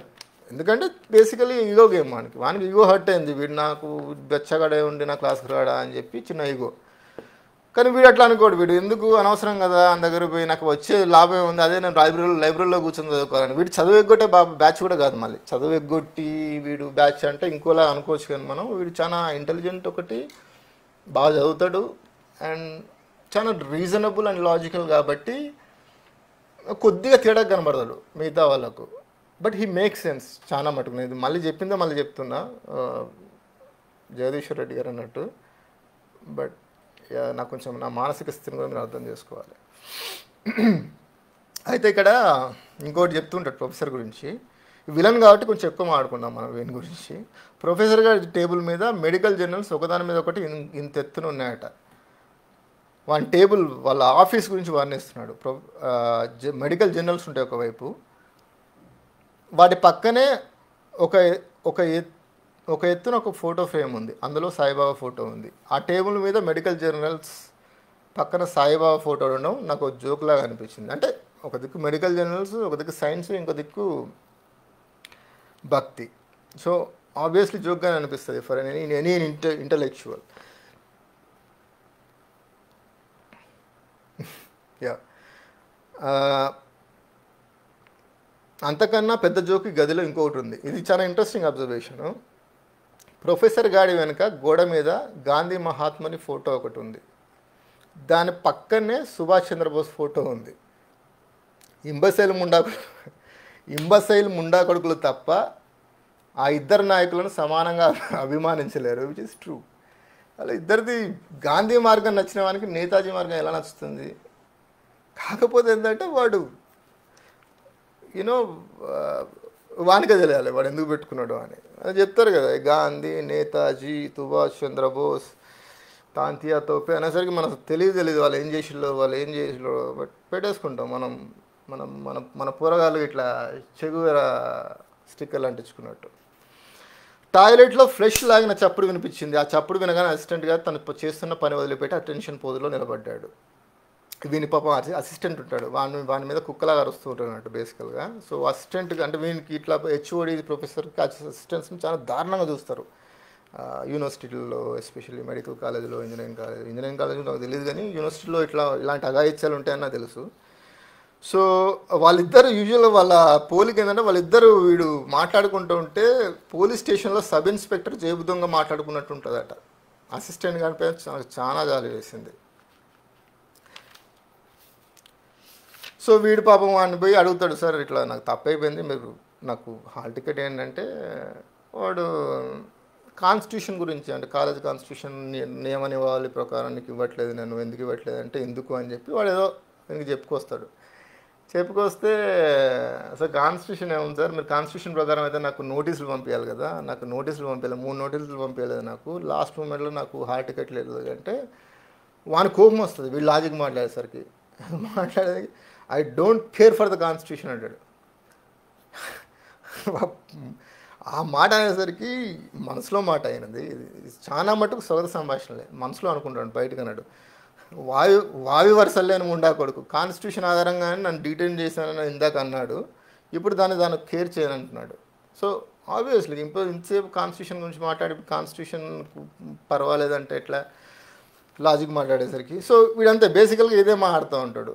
లోకంలో ఉండే అజ్ఞానం అంతా వీడు బేసికల్గా ఏంటంటే, సో వాడు గొంతు అనేసరికి వీనికి ఇంకా తప్పదు కదా, వాడు అట్లాంటి డైరెక్ట్ అనలేడు, లోపల అనుకుంటూ ఉంటాడు. సార్ మీరు అలా అనడం చాలా ఆశ్చర్యంగా ఉంది, మీరు ఇప్పుడు కాన్స్టిట్యూషన్ ముందుకునే కదా నన్ను రిటైన్ చేశారు. ప్రొఫెసర్ గారి గొంతు తగ్గించి ఒక్కసారి మా పెద్ద నాన్నగా మారిపోయి ఇప్పుడు మాట అంటాడు వాడు, నీ ప్రొఫెసర్గా నీ మేలు కోరుతున్న వాడినే కనుక నేను డిటైన్ చేశాను అంటాడు. వీనికి అర్థం కాదు. నాకు అత్యంత ఆశ్చర్యం వేసింది. నా 20 ఏళ్ళ జీవితంలో ఇంతటి పచ్చబిధం నేను ఎప్పుడు వినలేదు. నన్ను ఎగ్జామినేషన్కు పోకుండా చేయడం నాకు మేలు చేయడం ఎట్లా అవుతుంది సార్ అని పాపం అమాయకంగా అడుగుతాడు. లోకంలో ఉండే అజ్ఞానాన్ని అంతా నా ప్రశ్నలో ఇమిడి ఉన్నట్టు అతడు ఎగ్జామినేషన్లో ఫెయిల్ అవ్వడం, ఇక్కడ చూడండి ఇది, ఎగ్జామినేషన్లో ఫెయిల్ అవ్వడం మనసును ఎంతో కుంగదీస్తుంది. సెన్సిటివ్గా ఉండే వాళ్ళు పిచ్చి వాళ్ళు అయిపోతారు, రైలు కింద పడతారు, ఉరి తీసుకుంటారు. అలాంటి పరిస్థితి నీకు రాకుండా ముందు జాగ్రత్తగా తీసుకున్నాడు అన్నట. ఎంత పచ్చి అబద్ధం కదా వాడు. అంటే వీడు ఎగ్జామ్ రాయకపోతే రైలు కింద పడతాడట. సో ఆయన ప్రాణాలు పోకుండా వీడు కాపాడుతున్నాడట హాల్ టికెట్ ఇవ్వకుండా. హాల్ టికెట్ ఇస్తే వీడు చదివిండు, వీని దగ్గర సబ్జెక్ట్ ఉంది, నేను రాయగలుగుతాను సార్, నేను మంచి మార్కులతో పాస్ కలుగుతాను, ఆయనకి అవేం పడాయి. ఆయనకి కేవలం ఏంటంటే ఇవన్నీ ఊరికే కబుర్లు. మనం చాలా చెప్తూ ఉంటారు కదా మన కంపెనీల్లో, మన పైన బాసులు కూడా రేటింగ్ ఇచ్చేటప్పుడు ఇచ్చే రేటింగ్ ఇచ్చి, నేను నీకు పెద్దన లాంటి, నా మాట విను, నువ్వు ఇది కాదు, ఇది కాకుండా ఇంకా చెయ్యి, ఇవి చాలా ఉంటాయి ఈ రాజకీయాలు.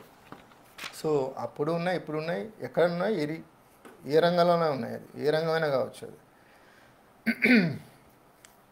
సో ఇక్కడ అయినప్పుడు వీనికి మాట జరుగుతుంది. సో బేసికల్గా ఏమవుతుందంటే వీనికి ఇదంతా జరుగుతూ ఉంటుంది ఒక దిక్కు.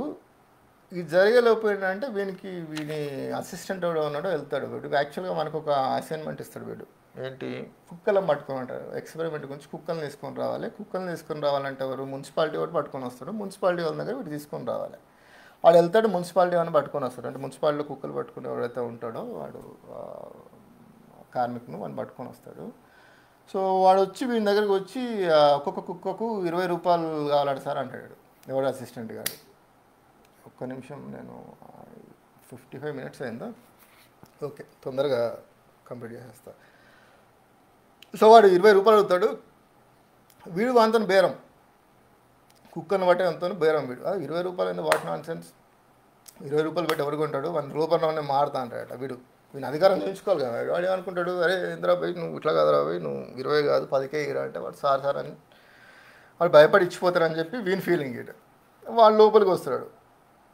వాడు లోపలికి వచ్చినాక ప్రొఫెసర్ గురించి యాక్చువల్గా బేసికల్గా ఏంటంటే ప్రొఫెసర్ విలన్ కాబట్టి వాని మీద ఆక్రోషం అంతా వెళ్ళగలుగుతారు. దీంట్లో చాలా ఫనీగా ఉంటుంది, చెప్పేస్తాను. ముసలివాడు వనక్కం సార్ లోపలికి వచ్చినాక ప్రొఫెసర్ గారు సినిమాలో భూస్వామిలాగా గొంతు పెట్టి, ఏంవా కుక్కకు 20 రూపాయలు అడుగుతానమాట, ఆ కుక్కలు నీ బావగారి సొత్తు అనుకున్నావా అన్నాడు.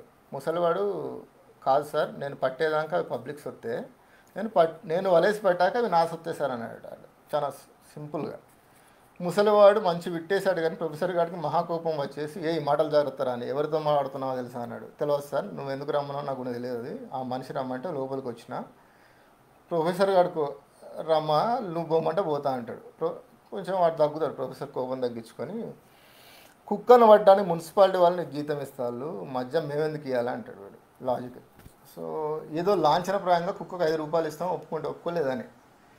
మున్సిపాలిటీ వాడు, మీరు పంకా కింద కూర్చొని సంపాదించుకోవాలి సార్, మీతో వ్యవహారాలు ఆడడానికి నేను రాలేదు, నాకు కుదరదు, నాకు పని ఉన్నది, మీ రూపాయలు మీ దగ్గరనే ఉంచుకోండి, నా కుక్కలు నా దగ్గరనే ఉంటే నేను పోతానని పోతాడు. అప్పుడు ప్రొఫెసర్ గారు మళ్ళీ తలదిరుగుడు మాడుతున్నావు, మీ మున్సిపాలిటీ కమిషనర్ అప్పాదురై నా బెస్ట్ ఫ్రెండ్, ఒక్కసారి ఫోన్ చేశానంటే నీ ఉద్యోగం ఎరిపోతుంది. ఇది మామూలే కదా. సో మనం బేసికల్గా నాకు వాడు తెలుసు వీడు తెలుసు, నీ ఉద్యోగం ఓడిపోద్ది, నువ్వు ఈ వీడియో చిన్న దర్పం ప్రదర్శించడానికి వీడు నా అప్పాదురై అనేటువంటి నా బెస్ట్ ఫ్రెండ్, నేను ఫోన్ చేసి ఉద్యోగం పోతానంటే వీడికి మంటలు వేస్తాను ముసలానికి. ప్రొఫెసర్ గారు ఎలాంటి వాడో మున్సిపాలిటీ వాడికి అర్థమైపోయింది. అతడి చేతులు దించి, చేసుకోయా, కావాలంటే ఫోన్ నెంబర్ కూడా ఇస్తా, మహారాజుగా చేసుకో, చేసే ముందు ఒకటి తెలుసుకోను, నువ్వు చెప్పిన మనిషి ఇప్పుడు ఊర్లో లేడు, యానంకి ట్రాన్స్ఫర్ అయ్యి వెళ్ళిపోయాడు, అది కూడా 6 నెలలు అయింది అని ఎడమ భుజం మీద ఉన్న తువాలను తీసి దులిపి పుడు భుజం మీద వేసుకొని బయటకు వెళ్ళిపోయాడు. సో వాడు ఆబ్వియస్లీ వాడు లేడు అక్కడ, నాకు సంబంధం లేదని వీడు బయటకు వెళ్ళిపోతాడు. వాడు లేడు, బట్ వాడు ఊరికే దర్పం. ప్రొఫెసర్ గారు దిమరపోయి రిసీవర్ పైకెత్తి మళ్ళీ పెట్టేసి, బాస్టర్డ్, లో క్లాస్ బాస్టర్డ్ అని తిట్టి, తర్వాత అసిస్టెంట్ వాడు బయటికి వెళ్ళిపోతాడు కదా, వాడు బయటికి వెళ్ళి లో క్లాస్ బ్లాస్టర్డ్ అని చూపిస్తాడు. వాడికి కోపం, ఇట్లా వాడు బయటికి వెంటౌట్ చేసుకోవాలి కదా, చేతగానప్పుడు ఇలాంటి మాటలు మాడుతూ ఉంటారు. వాడు పాపం, అయ్యా అట్లా చేయకు ఇట్లా చేయకు, నువ్వు ఎంత అంటే వీని ఈగో సాటిస్ఫై అయ్యేది, వీడి ఈగో సాటిస్ఫై ఇది చేయలే వీడు. సో వాడు బయటికి వెళ్ళిపోతాడు, వీడిని పక్క అసిస్టెంట్ పిలిచి మనకి ఎంతో కొంత ఇచ్చి తీసుకో, రేపు మనకు కావాలండి. ఆ మాట ముందే ఇంత వచ్చేదే కాదు కదా, 20 రూపాయలు వాడికి ఇచ్చి పంపిస్తే ఈ సీనే జరిగేది కాదు. కాబోయే ఏంటంటే చిన్న వాని దర్పం ప్రదర్శించుకొని, వానుకున్న అధికారాన్ని చూపించుకొని, జనాల్ని కొంచెం భయపెట్టి, అదొక రకమైన రాక్షసానందం చాలా మందికి ఉంటుంది. సో దాంట్లో వీడియో టైపు. సో వీని గురించి చాలా చెప్పిన. సో ఫైనల్గా ఏమో జరుగుతుందంటే వానికి చాలా, అంటే మన హీరో దేవిదాస్కి ఈయనకు చాలా కాన్వర్జేషన్ జరుగుతుంది. సార్ చాలా బతుకులాడతాడు. వాడు ఫైనల్గా కాన్స్టిట్యూషన్ అని అదని ఇదని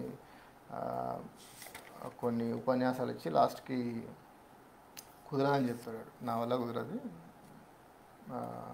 I can't do anything my boy అని చెప్పేసరికి వీనికి కోపం వచ్చి తిడతాడు.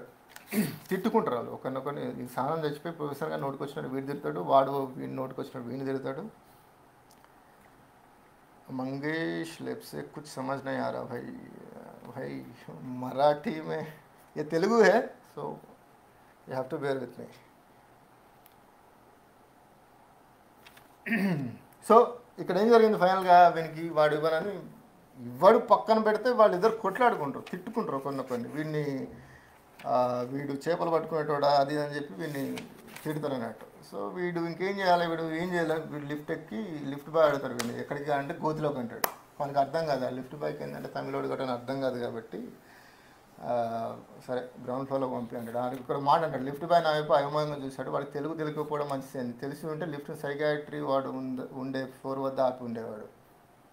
నిజమే కదా, వాడు ఉన్న మెంటల్ స్టేటస్కి వాడు సైకాట్రీ వర్డ్లను ఆపాలి. So is distressed. సో బేసికల్గా ఏమవుతుందంటే ఈ కోపంతో వాడు బయటికి వెళ్తాడు కొంతసేపు. హాస్టల్కి వెళ్తే హాస్టల్లో వీళ్ళు మిగతా వాళ్ళు ఉంటారు కదా, వాళ్ళు వచ్చి వాళ్ళ సింపతి భరించలేక వాడు అక్కడ ఉంటే వీళ్ళందరూ వచ్చి నన్ను ఏదో ఒకటి అంటూ ఉంటారు, దాన్ని ఏమంటారు ముసలి కన్నీళ్ళుగా అరుస్తూ ఉంటారు. సో నేను నేను బయటికి వెళ్ళిపోవాలని సినిమాకి పోదామని బయలుదేరుతాడు. సినిమాకి వెళ్దామని బయలుదేరితే ఒక బయట ఆటో వాళ్ళ ఉంటాడు. ఆటో వాళ్ళ దగ్గరికి వెళ్ళి వాడు చిటికి వేసి పిలుస్తాడు వాడిని. వీడేదో మైండ్ సెట్లో ఉంటాడు. ఒక్క నిమిషం. ఓకే, ఒక రోడ్డు పక్కన అదే నేను ఇది బయటికి వెళ్తాడు, ఒక ఆటో ఉంటుంది, చిటికేస్తాడు. వాడు తలెప్పి చురుచురు చూసి తన పనిలోని వాడేదో రాసుకుంటాడు. టౌన్లోకి వస్తావా అంటాడు వీడు. వాడు తలెత్తి అడిగేదో మర్యాద అడగారు కదా, చిటికేసి పిలవడానికి నేను రిక్షావాడిని అనుకున్నావా అని నోట్బుక్ను మడిచి జేబులో పెట్టుకొని ఎక్కువ ఇంజరీ స్టార్ట్ చేశాడు. సో నాకు ఒళ్ళు మండిపోయింది. వీడు ఆల్రెడీ మంటెక్కున్నాడు. నాకు ఒళ్ళు మండిపోయింది. నాకు నీ ఆటో ఎక్కర్లేదు, వెళ్ళు అని దూరంగా నిల్చున్నాను. వీడు వీడు రిక్షావాడి కన్నా గొప్పవాడు అనుకున్నాడు. ఈ లోకంలో ఉండే వాళ్ళంతా ఇంతే. ఈ బూటకపు ప్రతిష్టే తిండి నీళ్లుగా బతుకుతున్నారు. ఆటో నడుపుకునే విధానం చిటిక వేసి పిలిస్తే పడలేకపోయాడు. కాబోయే డాక్టర్ ముండా కొడుకుని పట్టుకొని గొర్రెలు కాసేవాడు, చేపలను పట్టేవాడు అంటే మాత్రం పడాల్సి వస్తుంది.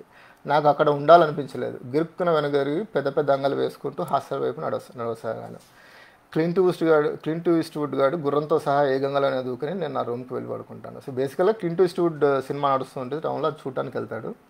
అందులో ఆటో వాడిని చూసి మనకి చిర్రెత్తి వెనక్కి వెళ్ళిపోతాడు. సో బేసికల్గా ఇక్కడ చెప్పేది అంటే ఇప్పుడు ఆటో వాడు నేను రిక్షా అని అనుకున్నావా అంటే ఫాల్స్ ప్రెస్టేజ్ బేసికల్గా చాలా మందికి ఉంటుంది. మన సమాజంలో చాలా మంది కనబడుతూ ఉంటారు, వాళ్ళకు ఏదో ఫాల్స్ ప్రెస్టేజ్ నేను ఆటో అని అనుకున్నాను. ఆటో అని అయితే రిక్షా అయితే ఇద్దరు ఒకటే కదా. సో ఆ క్లాస్ డిఫరెన్స్ అక్కడనే చిన్నగా. సో వీడు దేవిదాస్ ఏదో ఇక్కడ గొప్పడు అంటలేను, ఇక్కడ వాడు చేసిన కరెక్ట్ అంటలేను. దేవిదాస్ కూడా వాడేంది నన్ను డాక్టర్ని పట్టుకొని చేపలు పట్టుకుంటాడు అంటాడు, గొర్రెలు కాస్తున్నాడు అంటాడు. వీని భయం వీని కోపం వీంది. దాంట్లో వీనికి వచ్చిన ఫ్రస్ట్రేషన్ వెంటౌట్ చేసుకుంటాడు అంతే. సో ఇట్లా బేసికల్గా ఇవన్నీ చెప్పుకుంటూ పోతే ఒకటిగా చాలా ఉంటాయి. సో ఇవన్నీ ఎందుకు చెప్తున్నా అంటే నేను, సో వీడు ఫ్రస్ట్రేషన్లో ఉన్నాడు ఒకటి, వీనికి కనబడే ఆ ఫ్రస్ట్రేషన్ ఒక సగము, అండ్ జనాల్లో ఉన్న సెన్స్లెస్నెస్ అంటే కొంచెం సెన్స్లెస్గా ప్రవర్తించడం ఒకటి, వానికి కోపం వస్తూ ఉంటుంది. ఆ కోపంలో వాని లోపల వచ్చే ఆక్రోశాన్ని మనకు అది బయటికి కనకపోయినా మనతో చెప్పుకుంటూ ఉంటాడు. సో అవి చాలా ఫన్నీగా ఉంటాయి, అవి చాలా ఫన్నీగా ఉంటాయి. మీకు మొత్తం త్రూ అవుట్ బుక్ నవ్వుకుంటూనే ఉంటారు మీరు. సో అది ఇక్కడ ఒకటి రెండు చెప్పి నేను వదిలేస్తాను, ఎందుకంటే I'm running out of time. So నేను ఇంకా చాలా రాసుకున్నా కానీ అవన్నీ చెప్పలేను. ఒకటి చెప్తాను నేను. యాక్చువల్గా ఇది ఏంటంటే ఇది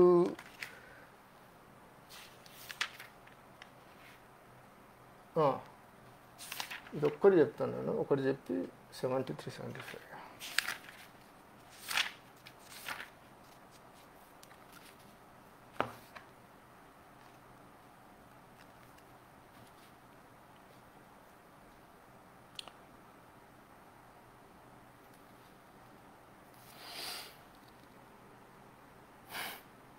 సార్ ఇదే మళ్ళీ వింటుంటే కొత్త అర్థాలు తెలుస్తాయి.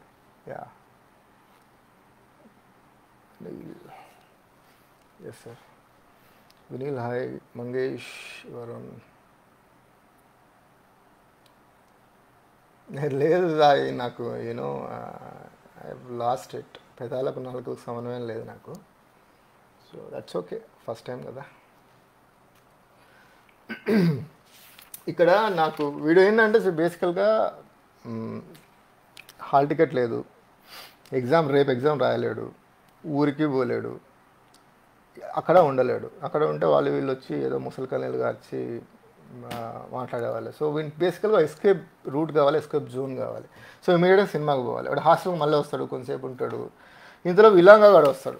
ఇలాంగో అని చెప్పాను కానీ ఇలాంగా గురించి చెప్తాను, ఒక క్యారెక్టర్ గురించి చెప్తే నేను ఆపేస్తాను. ఇలాంగో వచ్చి వీని బెస్ట్ ఫ్రెండ్, వీని అర్థం చేసుకునే ఒక ఫ్రెండ్. వాడు ఏంటంటే మన పెళ్ళి ఉంటుంది, పెళ్ళికి వెళ్ళి వస్తాడు. వాని పెళ్ళే, అప్పట్లో చదువుకునేప్పుడు పెళ్ళి చేసుకున్నాడు కదా. పెళ్ళి చేసుకొని వచ్చి రావడమే ఆడు సూట్ కేసుకొని మేము రూమ్కి వచ్చి ఏమైంది అని అడిగితే ఇట్లా జరిగింది అంటే హీఈస్ లిటిల్ రెబల్, మార్క్సిస్ట్. బేసికల్గా రెబల్గా ఉంటాడు వాడు.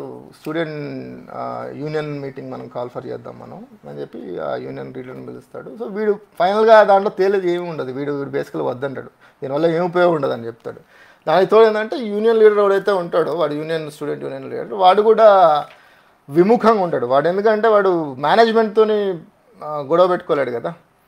పిల్లలు వాళ్ళు వీళ్ళు కొట్లాడుకున్నారు, చిన్న చిన్న కొట్లాటలు, ప్రేమ వ్యవహారాలు, దెబ్బలు, వాటికి వెళ్తాడు. కానీ వీడు ఏంటంటే ఇలాంటి వాటికి, ఎందుకంటే వాడు ప్రిన్సిపాల్తోని హెచ్ఓడితోని వాడు గొడవ పెట్టుకోలేడు, ఎందుకంటే వానికి ఇబ్బందే కదా. సో ఇక్కడ చిన్న వాని గురించి కూడా చెప్తారు, స్టూడెంట్ యూనియన్స్ గురించి. అక్కడ బ్యాక్డ్రాప్లో కొద్దిగా మనకు ఆ టైంలో ఇది ఎమర్జెన్సీ నడుస్తుందట. సో ఎమర్జెన్సీ గురించి, అది ఎమర్జెన్సీ ఎందుకు వస్తుందంటే నీలాంటి యూనియన్ లీడర్లు ఉండాలి కాబట్టి వస్తుందని చెప్పి ఒక దగ్గర వీడు అంటాడు ఇలాంగా వాడు. Ilanga is a very rebel candidate. వాని గురించి ఒక మంచి ఇన్సిడెంట్ చెప్పి నేను మూవ్ ఆన్. పేజ్ 52. ఓకే,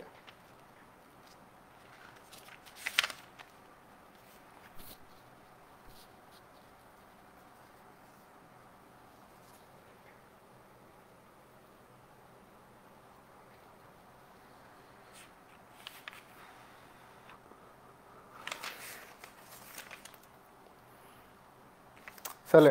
ఇలాంగో ఏంటంటే మార్క్సిస్ట్, నేను చెప్పాను కదా. మార్క్సిస్ట్ ఏంటంటే కాకపోతే ఆయన రుద్దాడు, ఎవరి మీద రుద్దాడు. సో తను మార్క్సిజాన్ని పూర్తిగా నమ్ముతాడు, పుస్తకాలు బాగా చదువుతాడు, కాకపోతే ఎవరి మీద రుద్దాడు. కాకపోతే ఎవరైనా మార్క్సిజానికి వ్యతిరేకంగా ఎవరైనా మాట్లాడితే మాత్రం ఊరుకోడు. వాళ్ళకు వెంటనే టిట్ ఫర్ టాట్ ఇచ్చేస్తూ ఉంటున్నట్టు. సో ఒకనొక సందర్భంలో ఏంటంటే కృష్ణస్వామి అని ఉంటాడు, వాడు ఊరికే ఉండాక వెనుగలుగుతాడు. అరే మీ మార్క్సిస్టులు అందరూ కార్లో తిరుగుతూ మెడల్లో ఉంటూ నీతులు మాట్లాడుతూ ఉంటారా, పేదల గురించి మాట్లాడుతూ ఉంటారా, మీరంతా మోసగాళ్ళు దగాకోలు అన్నట్టు మాట్లాడతాడు. అంటే వీడు ఇలాంగో ఏమంటాడంటే, రే మేము అంటే మార్క్సిస్టులు వీళ్ళు మెడల్లో కార్లో తిరిగే వాళ్ళే, మెడల్లో ఉంటూ కార్లో తిరిగే వాళ్ళే పేదల గురించి ఆలోచిస్తా అంటే మెస్ బిల్లు కట్టలేక 60 పైసలకు నువ్వు రోడ్డు మీద భోజనం చేస్తున్నావు కదా, నువ్వెందుకు ఎంపథైజ్గా వాళ్ళతోని అంటాడు. సో బేసికల్గా చెప్పేది ఏంటంటే ఇలాంగ్ అనేటోడు ఏంటంటే వాడు ఈజ్ వెరీ రెబల్, చాలా బాగా చదువరి అని వీని బెస్ట్ ఫ్రెండ్. వీనికి ఏంటంటే ఇలాంగో ఒకటి లేకపోతే వీనికి ధైర్యంగా ఉన్నారు. వీనికి ధైర్యమే ఇలాంగో అని ఉంటే వానితో చెప్పుకోవడం, వీనికి ఏమైనా సమస్య వస్తే ఇలాంగనే వాడిని అడ్రస్ చేయడం, వానికి ఎదురు. సో ఇలాంగ ఇది మంచి అంటే ఈ అందరు ఇంబసైల్ ముండాగొడుకుల్లో ఇలాంగ ఒక్కడే కొద్దిగా సెన్సిబుల్గా మనకు అనిపిస్తాడు. సో ఆబ్వియస్లీ మన ఫ్రెండ్ కూడా దాంట్లో. సో ఇక క్యూలో వీడు యాక్చువల్గా సినిమాకి వెళ్తాడు. సినిమాకి వెళ్ళిన తర్వాత క్యూలో నిలబడుతూ ఉంటాడు. క్యూలో నిలబడితే ఆ ముసలోడు ఉంటాడు, వాడు ముసలోడు క్యూలో. అది ఒక చిన్న ఇంట్రెస్టింగ్ అనెక్డోట్, అది చెప్పి వదిలేస్తాను, నేను ఎక్కువ టైం తీసుకోను. చాలా ఫన్నీగా ఉంటుంది, మీరు చదివితే మీకు ఇంకా ఫన్నీగా ఉంటుంది. 73-75 ఓకే. సరే, ఒక వీడు యాక్చువల్గా వీడు ఎస్కేప్ అయ్యే పనిలో భాగంగా ఏంటంటే ఒక థియేటర్ దగ్గరికి వెళ్తాడు. అందులో ఎంజీఆర్ సినిమా ఆడుతూ ఉంటుంది. పేమెంట్ మీద నడుస్తూ ఆ థియేటర్కి చేరుకున్నాడు. బుకింగ్ దగ్గర క్యూ 50 మైళ్ళ పొడవు ఉంది. క్యూ చివర నిల్చున్నాను. నిల్చున్న 2 నిమిషాలకే క్యూ నా వెనకాల 4 బార్లు పెరిగింది. కొంతసేపటికి బుకింగ్ ఆఫీస్లో లైట్ వెలిగింది. కిటికీ తెరుచుకుంది. క్యూలో జనం మంటలు ఆర్పడానికి వెళ్తున్నట్టు త్వరపడసాగారు. నా వెనుక నిల్చున్న ముసలివాడు నా కాళ్ళని పచ్చడి చేస్తున్నాడు. ఈ ఎంజీఆర్ సినిమాలపైన పడుచు వాళ్ళకన్నా ముసలి వాళ్ళకే ఎక్కువ మోజు. అయినా సినిమా మొదటి రీల్లో ఎంజీఆర్ రాడు. నేను ఈ సినిమాని ఇంతకుముందు చూశాను కనుక నాకు ఈ విషయం తెలుసు. టైటిల్స్ అయిపోగానే జ్యోతిలక్ష్మి నడుంకి ఈకలు కట్టుకొని వచ్చి గెంతడం ప్రారంభిస్తుంది. ఈ విషయం ముసలివాడికి చెప్పి తొందరపడొద్దని చెబుదామనిపించింది. నాకు తమిళం అంత రాదు కనుక చెప్పలేదు. నేను చెప్పకపోవడమే మంచిదే అయింది. చెప్పి ఉంటే ముసలివాడు నన్ను కింద పడదోసి నా వీపు మీద నడుచుకుంటూ ముందుకు పోయేవాడు. నిజం, జ్యోతిలక్ష్మి మీద కూడా పడుచు వాళ్ళకన్నా ముసలి వాళ్ళకే ఎక్కువ మోజు. ఈ 70s మాట. సో 70sలో చెప్పాలి దీని గురించి, విచ్ ఈస్ కరెక్ట్ యాక్చువల్గా, రిలేటబుల్. అది క్యూలో జనం జిగురుతో అంటించినట్టు ఒకరికొకరు అతుక్కొని ఉన్నారు. ఇక ముసలివాడైతే నా వీపు మీద ఎక్కి కూర్చున్నట్టే ఉంది. ఇది చాలా జరుగుతూ ఉంటుంది. మన క్యూలో కూర్చున్నప్పుడు మనల్ని దొక్కుతూ ఉంటారు, భుజాల మీద గడ్డాలు అనేస్తూ ఉంటారు. ఐ డోంట్ నో వాళ్ళకి ఏం వస్తుందో అది తెలియదు, కానీ వాళ్ళ మీద కేసు వేయాలనిపిస్తుంది, కానీ పోలీసులు తీసుకోరు, రాసుకోరు.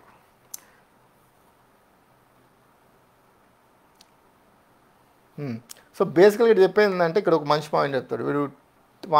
తీరా వీడు ఒక ముసలివాడు ఏంటంటే, వీడు బేసికల్గా వింది లెఫ్ట్ హ్యాండ్, మర్చిపోయాను, వీడు లెఫ్ట్. వీడు లెఫ్ట్ హ్యాండ్తో వాడు 10 రూపాయలు జేబులో తీసి కౌంటర్లో వేస్తుంటే పక్కన ముసలివాడు ఉంటాడు, వెనకాల ముసలివాడు. భుజం మీద తట్టి, డబ్బు మహాలక్ష్మి నాయన, ఎడమ చేత్తో ఇవ్వకూడదు, తప్పు, వాపస్ తీసుకొని కుడి చేత్తో. ఇవి ఎన్ని చూసుంటాం మనం, ఇది మనకు కూడా అనుభవమే కదా. ఎడమ చేత్తో ఎందుకు ఇవ్వద్దు, వీడు ఎడమ చేత్తో, వీడు లెఫ్టీ కాబట్టి బేసికల్గా మనకి అదే ఇవ్వు అన్నాడు. ఇంబసేల్ గాడిద కొడుకు వీడు. 60 ఏళ్ళ వయసులో జ్యోతిలక్ష్మి డాన్సుల కోసం ఎగరబడడం విడ్డూరం కాదు, కానీ ఆ సినిమాలో ఇంకో 60 ఏళ్ళ, ఇది చూడండి, ఇది ఈడు ముసలోడు ఇదొకటి. ఈ సినిమాలో 60 ఏళ్ళ ముసలివాడు 18 ఏళ్ళ అమ్మాయితో గెంతడం అయితే విడ్డూరం కాదు. నేను 10 రూపాయల నోటుని ఎడమ చేత్తో ఇవ్వడం మాత్రం విడ్డూరం. వీడు జ్యోతిలక్ష్మి డాన్స్ల గురించి వీడు చూడడం విడ్డూరం కాదు. దాంట్లో హీరో ఎవడైతే 60 ఏళ్ళ ముసలోడు ఉన్నాడు, ఎంజీఆర్ గురించి మాట్లాడుతాడు, ఆయన 18 ఏళ్ళ అమ్మాయిలతో గెంతడం కూడా విడ్డూరం కాదట.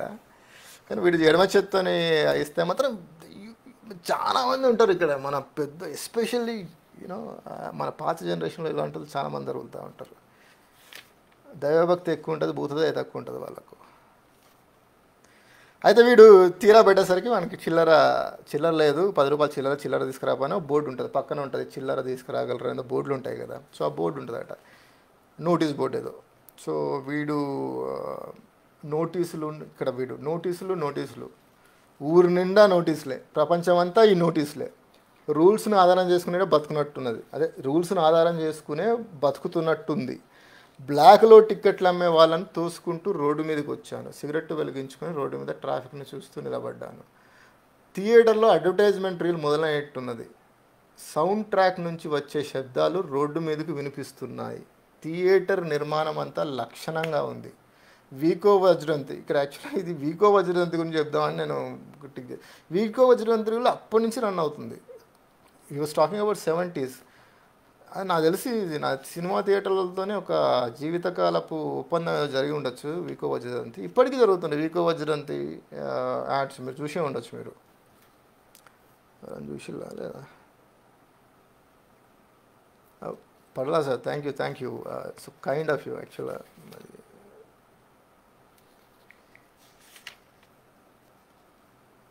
తప్పే సార్, వెంకట్పురం. ఇది ముదురు బూతులు అనుకుంటున్నాం, కానీ నేను చెప్పేటప్పుడు అట్లా అనిపిస్తున్నాయి. యాక్చువల్గా మీరు చదివితే మీకు అనిపించకపోవచ్చు, ఐఎమ్ షూర్. ఎందుకంటే మీరు కథలో ఆ హీరోతో జర్నీలో మీరు ట్రావెల్ అవుతున్నప్పుడు వాని ఘోష, వాని బాధ చాలా ధర్మబద్ధమైంది అనిపిస్తుంది మనకు. యూ బేసికలీ ఎంపథైజ్ అండి. నాకు అనిపించలేదు, అంటే నేను అంత సంస్కారీ టైప్ కూడా కాదు, కాకపోతే బట్ చదవండి మీరు, ఐఎమ్ షూర్. మీరు చదివారా? చదివితే మీకు అనిపించకపోవచ్చు, అనిపిస్తే మాత్రం నేను కూడా చేసేదేం లేదు దాంట్లో. ఆ రీల్ను కనీసం 4 లక్షల, మనం కూడా చూసాం, 4 లక్షల సార్లు అప్పుడే చూసినట్టే మనం 2 లక్షల సార్లు చూసాం చెప్పండి. సో దీంట్లో యాక్చువల్గా బ్యాక్డ్రాప్లో ఏంటంటే, ఒక గుర్తు తెలియని యువకుడు ప్రతి రీల్లోనూ కనిపిస్తూ ఉంటాడు. అతడి పేరు సంజయ్ గాంధీ అట. యాక్చువల్గా సినిమా హాల్లో రీల్ ప్లే అయ్యేది అట. ఎవరన్నా 70s వాళ్ళు ఉంటే చెప్పాలి నాకు. నాకు టెక్సాస్ రాష్ట్ర సెనేటర్ గురించి ఎంత తెలుసు, సంజయ్ గాంధీ గురించి కూడా అంతే తెలుసు. సో ఇక్కడ బేసికల్గా చెప్పేది ఏంటంటే ఆ టైంలో ఎమర్జెన్సీ టైంలో ఐ థింక్ సంజయ్ గాంధీ తను మరి ఏ రీలో నాకు తెలియదు, తను దీనిలో చెప్పలేదు. ఆ రీల్ ఏదో రన్ అయ్యేదట. సో ఆ రీల్ గురించి చెప్పుకుంటూ వస్తాడు సంజయ్ గాంధీ గురించి. సో నా రాజకీయం సున్నా, సో ఒప్పుకుంటా, నాకు తెలియదు అని చెప్పి ఇక్కడ చిన్న సెటైర్. ఇక్కడ ఇదంతా రైటర్ వాయిస్ యాక్చువల్గా.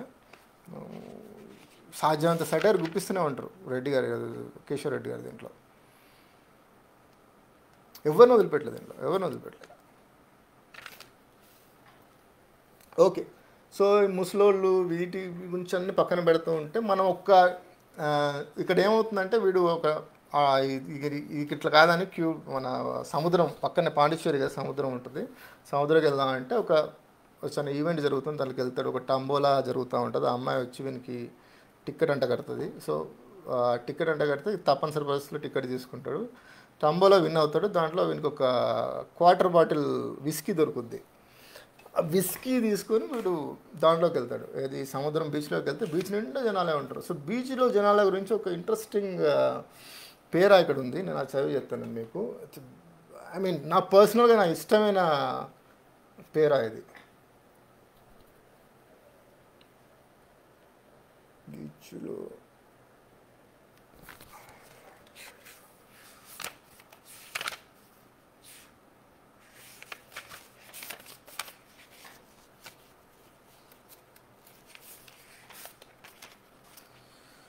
ఓకే, వీడు బీచ్లో వెళ్తే బీచ్ నిండా జనం ఉంటుంది. ఆ రోజు ఏదో చైత్ర పౌర్ణమి ఏదో ఉంటుందట.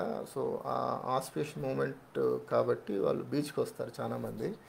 సో బీచ్ నిండా జనం ఉంటే మనకి మిషన్ గన్ తీసుకుని కాల్చేంత కోపం వస్తూ ఉంటుంది. సో బీచ్లో జనాల్ని గురించి వర్ణిస్తూ ఒక మాట ఏంటంటే, ఓకే, సో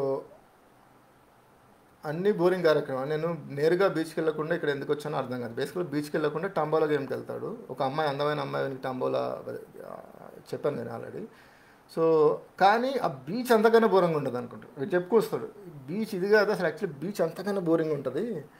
ఇంట్లో పొద్దస్తమానం తన్నుకుంటూ ఉండి సాయంత్రం బీచ్కి వచ్చి మహా ఒద్దికగా బతుకుతున్నట్లు కనిపించడానికి ప్రయత్నించే దంపతులు. ఇంట్లో పొద్దంతా తన్నుకొని బీచ్లోకి వచ్చినాక చాలా ఒద్దిగ్గా ఉన్నట్టు కనబడుతూ ఉంటారు దంపతులు. పెళ్ళైన వాళ్ళకి తెలుస్తుంది.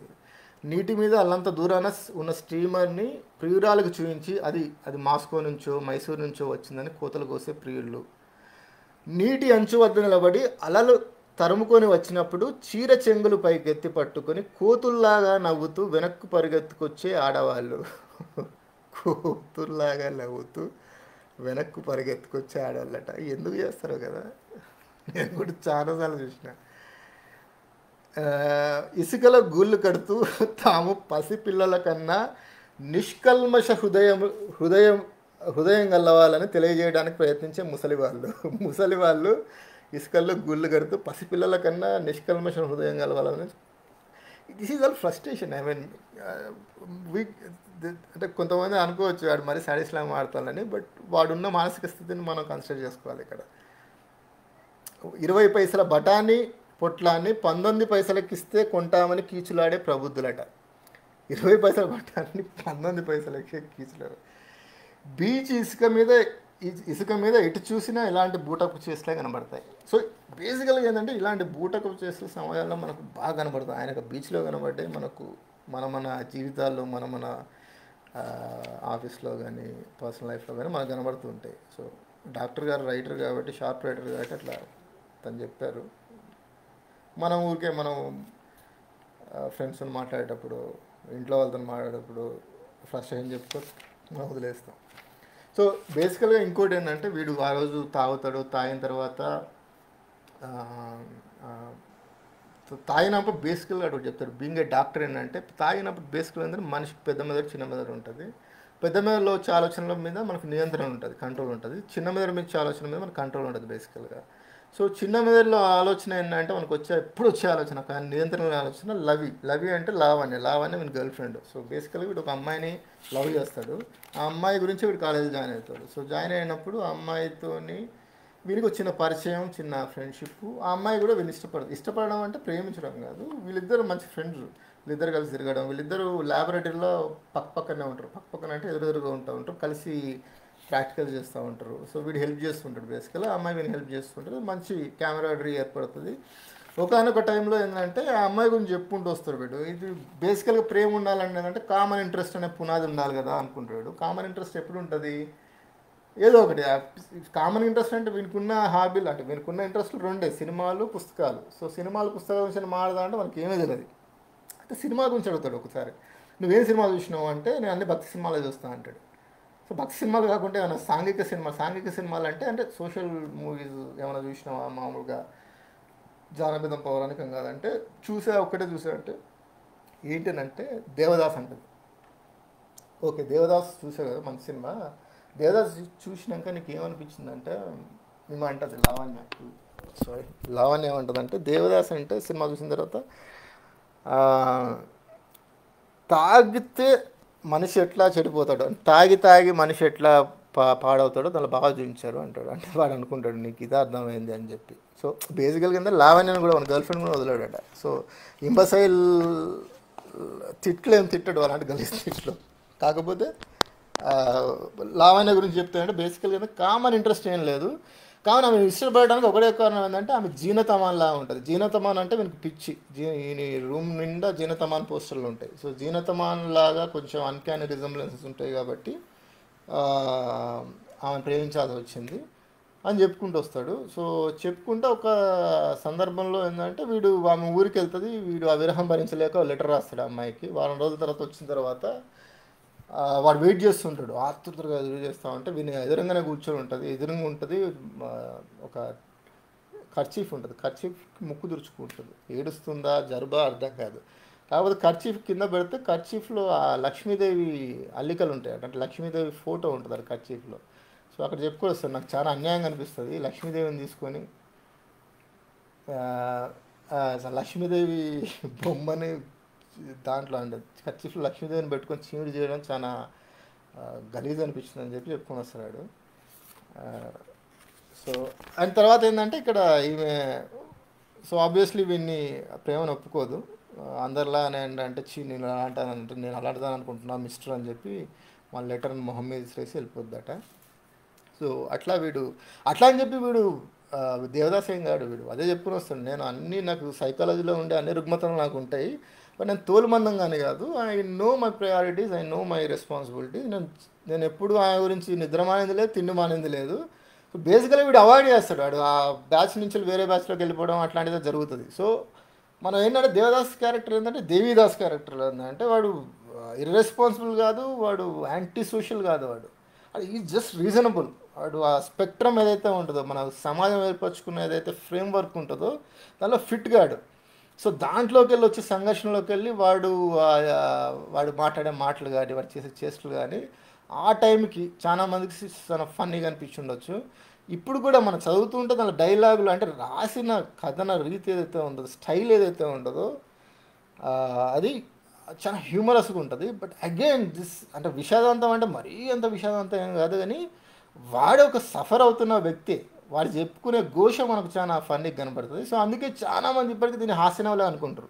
ఓ ఇంటర్వ్యూలో ఆయన్ని ఇంటర్వ్యూ చేస్తే ఆయన కూడా హాస్య నవల మన తెలుగు లిటరేచర్లో హాస్య నవలలు లేవు, దాని ప్రాముఖ్యత ఎంత ఉంది, అలాంటి మీరు గొప్ప ప్రయత్నం చేస్తారని కేశవరెడ్డి గారితో డైరెక్ట్ ఇంటర్వ్యూలో నేను యూట్యూబ్లో చూసాను. నేను అంటే నవ్వి ఊరుకున్నారు కేశవరెడ్డి గారు. సో హాస్య నవలేం కాదు, విషాదాంతం అది, కాకపోతే మీకు అట్లా అనిపిస్తూ ఉంటుంది. నేను ఎంచుకున్న స్టైల్ అలాంటిది. సెటైర్, బేసికల్గా సోషల్ సెటైర్ ఇది. సో అంటే ఎవ్రీ సెక్టర్, ఆల్ సెగ్మెంట్స్, ఎక్కడ ఎవరిని వదలండి. సో చాలా మీరు డెఫినెట్గా చదవాల్సిన పుస్తకం ఇది. సో నేను ఇంకా దీనికంటే ఎక్కువ చెప్పలేను. నేను ఇంకా చాలా చెప్పేదైతే ఉంది. ఆల్రెడీ నేను చాలా గంట మీద 20 నిమిషాలు తీసుకున్నాను నేను. ఇక్కడ ఫైనల్గా నేను చెప్పేది ఏంటంటే దీంట్లో ఒకటి చెప్పి వదిలేస్తాను, నేను ఇంకా ఆపేస్తాను నేను. సో వీడు ఎలాంటి వాడు అంటే వీడు ఎంత స్ట్రైట్ ఫార్వర్డ్, ఎంత జెన్యున్ హానెస్ట్ పర్సన్ అంటే వీని ఫస్ట్ ఇంటర్వ్యూ ఏదైతే మెడికల్ ఎంట్రన్స్ ఇంటర్వ్యూ ఉంటుందో, ఇంటర్వ్యూలో ముగ్గురు కూర్చొని ఉంటారు, వాళ్ళు అడుగుతారు వీడిని నువ్వు ఎందుకు వచ్చావంటే, ఇక్కడికి ఎందుకు వచ్చావంటే మా నాన్న పంపిస్తూ వచ్చా అంటాడు. అంటే నవ్వుకుంటారు పాపం వీడు ఏదో పిచ్చోడు అని చెప్పి. కాదు, నువ్వు మెడికల్ కాలేజ్కి ఎందుకు రావాలనుకున్నావు, మెడిసిన్ ఎందుకు చేయాలనుకుంటున్నావు అంటే, మా ఊర్లో మా నాన్నకున్న పొలం మా అన్నకు పోతే నాకేం మిగిలది, సో మా నాన్న నన్ను చదువుకోమన్నాడు, కాబట్టి మా నాన్న ఫీజు కడతాను కాబట్టి నేను వచ్చినా అని చెప్తాడు. సో ఆ కైండ్ ఆఫ్ హానెస్టీ ఉంటుంది. అది పిచ్చి అంటే వాడు ఆ ఏజ్కి అమాయకుడా, హానెస్టా, పిచ్చోడా అనేది మనం అది మనం డిసైడ్ చేయాలి. మన చదివి మనం ఎవరి అభిప్రాయం వాళ్ళది. బేసికల్గా ఏంటంటే ఇది ఆ, రెడ్డి గారి, కేశవ రెడ్డి గారి నవల్లో నాకు చాలా ఇష్టమైన నవల ఇది. మిగతా అంటే ఇది బేసికల్గా ఒక ఎక్కడి నుంచి స్టార్ట్ అయిందంటే, కేశవ రెడ్డి గారిది నేను మన Venkata Siddareddy Navatarangam magazine, web magazine ఉంటుంది కదా, దానిలో సినిమాల గురించి మంచి మంచి వ్యాసాలు వచ్చాయి. సో తెలుగు సినిమా, తెలుగు సాహిత్యం నుంచి సినిమాని అడాప్ట్ చేసుకునే కథలు ఏంటంటే, మెయిన్ ఫస్ట్ వర్స్లో కేశవరెడ్డి గారి నవల్లో వస్తూ ఉంటాయి. సో మునేమ కావచ్చు, చివరి గుడిసె కావచ్చు, సిటీ బ్యూటిఫుల్ సినిమా మెటీరియల్ కాకపోవచ్చు, బట్ అగైన్ దీన్ని స్టిల్ సినిమా కూడా చేయొచ్చు. అది వెంకట సిద్ధారెడ్డి నేను ఒకసారి మాట్లాడుకున్నప్పుడు ఆయన అన్నాడు, దీన్ని మనం దాన్ని సింగిల్ షాట్ సినిమాగా దీన్ని చేయొచ్చు అని చెప్పాడు. బట్ అగైన్ సినిమాను, యాక్చువల్ సాహిత్యాన్ని సినిమాకు అడాప్ట్ చేయాలంటే ఈ కేశవరెడ్డి గారి నవల్ మించిన నవళ్ళు ఇంకైతే ఉన్నాయి, వితౌట్ ఎ డౌట్. నా మట్టుకు అంటే నా పర్సనల్ అభిప్రాయం అది. సో మునెమ్మ సినిమాగా రాద్దామని, చేద్దామని చాలా ప్రయత్నాలు జరిగినట్టున్నాయి. ఐ థింక్ చివరి గుడిసె జరిగిందా అంటే సినిమా తీసారా లేదో నాకు తెలియదు కానీ, బట్ దాని గురించి కూడా చాలా విన్నాను నేను. బట్ వండర్ఫుల్ రైటర్ మీరు. నేనేం చెప్పాను, నేను ఏం మాట్లాడిన విషయం పక్కన పెట్టి, మీరు కేసీఆర్ రెడ్డి గారు ఎలాంటి ఏ నవల కనపడ్డా మీరు మిస్ కాకుండా చదవండి. And thanks for bearing with me. నేను ఏమైనా కామెంట్లు ఉంటే వాళ్ళకు రెస్పాండ్ అయ్యి I close this session. Sir కథనం మీరు చెప్పే విధానం బాగుంది, కానీ మధ్య మధ్యలో already effortless modulation. Yeah, thank you sir, thank you very much Padala గారు. అండ్ సార్ నేను యాక్చువల్ మర్చిపోయాను, నేను I have to thank you మిమ్మల్ని, శ్రీశైల్ గారు. Thank you so much sir for giving this opportunity. అబ్బా, అండ్ స్పెషల్ థ్యాంక్స్ టు బంగారు బ్రహ్మం అన్న. నువ్వు యూఆర్ ఏ రాక్ స్టార్. నువ్వు నీ డిజైన్స్ కానీ, బుక్ రీడర్స్ క్లబ్ నీ డిజైన్స్ కానీ, నువ్వు ఇచ్చిన పోస్టర్లు కానీ, అవి priceless, and I love you. Puduru Rajireddy గారి గతలు చదివించాలట. నేను I think next time I try again. I know I fail ఈ టైంలో. సాయి నేను ఫెయిల్ అయ్యేదని, నెక్స్ట్ టైం బాగా చదువుతాను. నేను పూడూరు రాజిరెడ్డి గారిని చదవాలి. యాక్చువల్లీ నాకు రాజిరెడ్డి అన్న రచనలు అంటే ఇష్టం నాకు. ఆయన భాష అంటే ఆయన లాంగ్వేజ్ నా లాంగ్వేజ్కి మ్యాచ్ అవుద్ది. ఆయన వెమ్లవాడ, నాది రామగుండం కాబట్టి మాది కొంచెం ఇంచుమించు అదే లాంగ్వేజ్ కాబట్టి నేను చదువుతా. బావా Mahi, you are a rock star man. Thank you. Not in general sir, Vijay sir చెప్పండి. నవల్లో స్వాగతం చదువుతూనే మీరు స్వాగతం చెప్తున్నారు మధ్య మధ్య. ఈ తరహా పట్టణం భలే ఉంది భయ్. నేను బాగా చెప్పాలనుకున్నా కానీ తెలంగాణ అసలు అల్లం రాజయ్య కథ చదివితే బాగుంటుంది. చదువుదాం తప్పకుండా. Thank you so much sir. Srishail sir, thank you so much, thank you. ఇది వండర్ఫుల్ ఎఫర్ట్ సార్ మీది. ఇది మీరు ఐ డోంట్ నో, చాలామంది అని ఉండొచ్చు కానీ ఇది అద్భుతమైన ప్రక్రియ. ఇది మీరు ఇంతమందిని ఒకే దాని మీద, ఒక ప్లాట్ఫామ్ మీద తీసుకొచ్చి బుక్స్ చదివించడం అనేది. ఐ హోప్ ఏంటంటే చాలామంది చూసేవాళ్ళు, ఇప్పుడు నాకు చాలామంది ఎవరైతే నాన్ రీడర్స్ ఉంటారో వాళ్ళు కూడా ఇవి విని, ప్రోగ్రామ్స్ విని పుస్తకాలు చదివితే వాళ్ళు ఇది మనం సక్సెస్ అయినట్టే సార్. ఐ హోప్ నా అకౌంట్లో ఒక 2-3 కేశవ రెడ్డి గారి నవలు చదివితే అది నా సక్సెస్ అనుకుంటా. సో దాని గురించి ఈరోజు జరిగిన అవమానాన్ని నేను భరించడానికి రెడీగా ఉన్నాను నేను. సో దట్స్ ఇట్ నా వైపు నుంచి. So thank you so much. Yeah, thank you Himabindu గారు, thank you. Okay, bye guys, bye.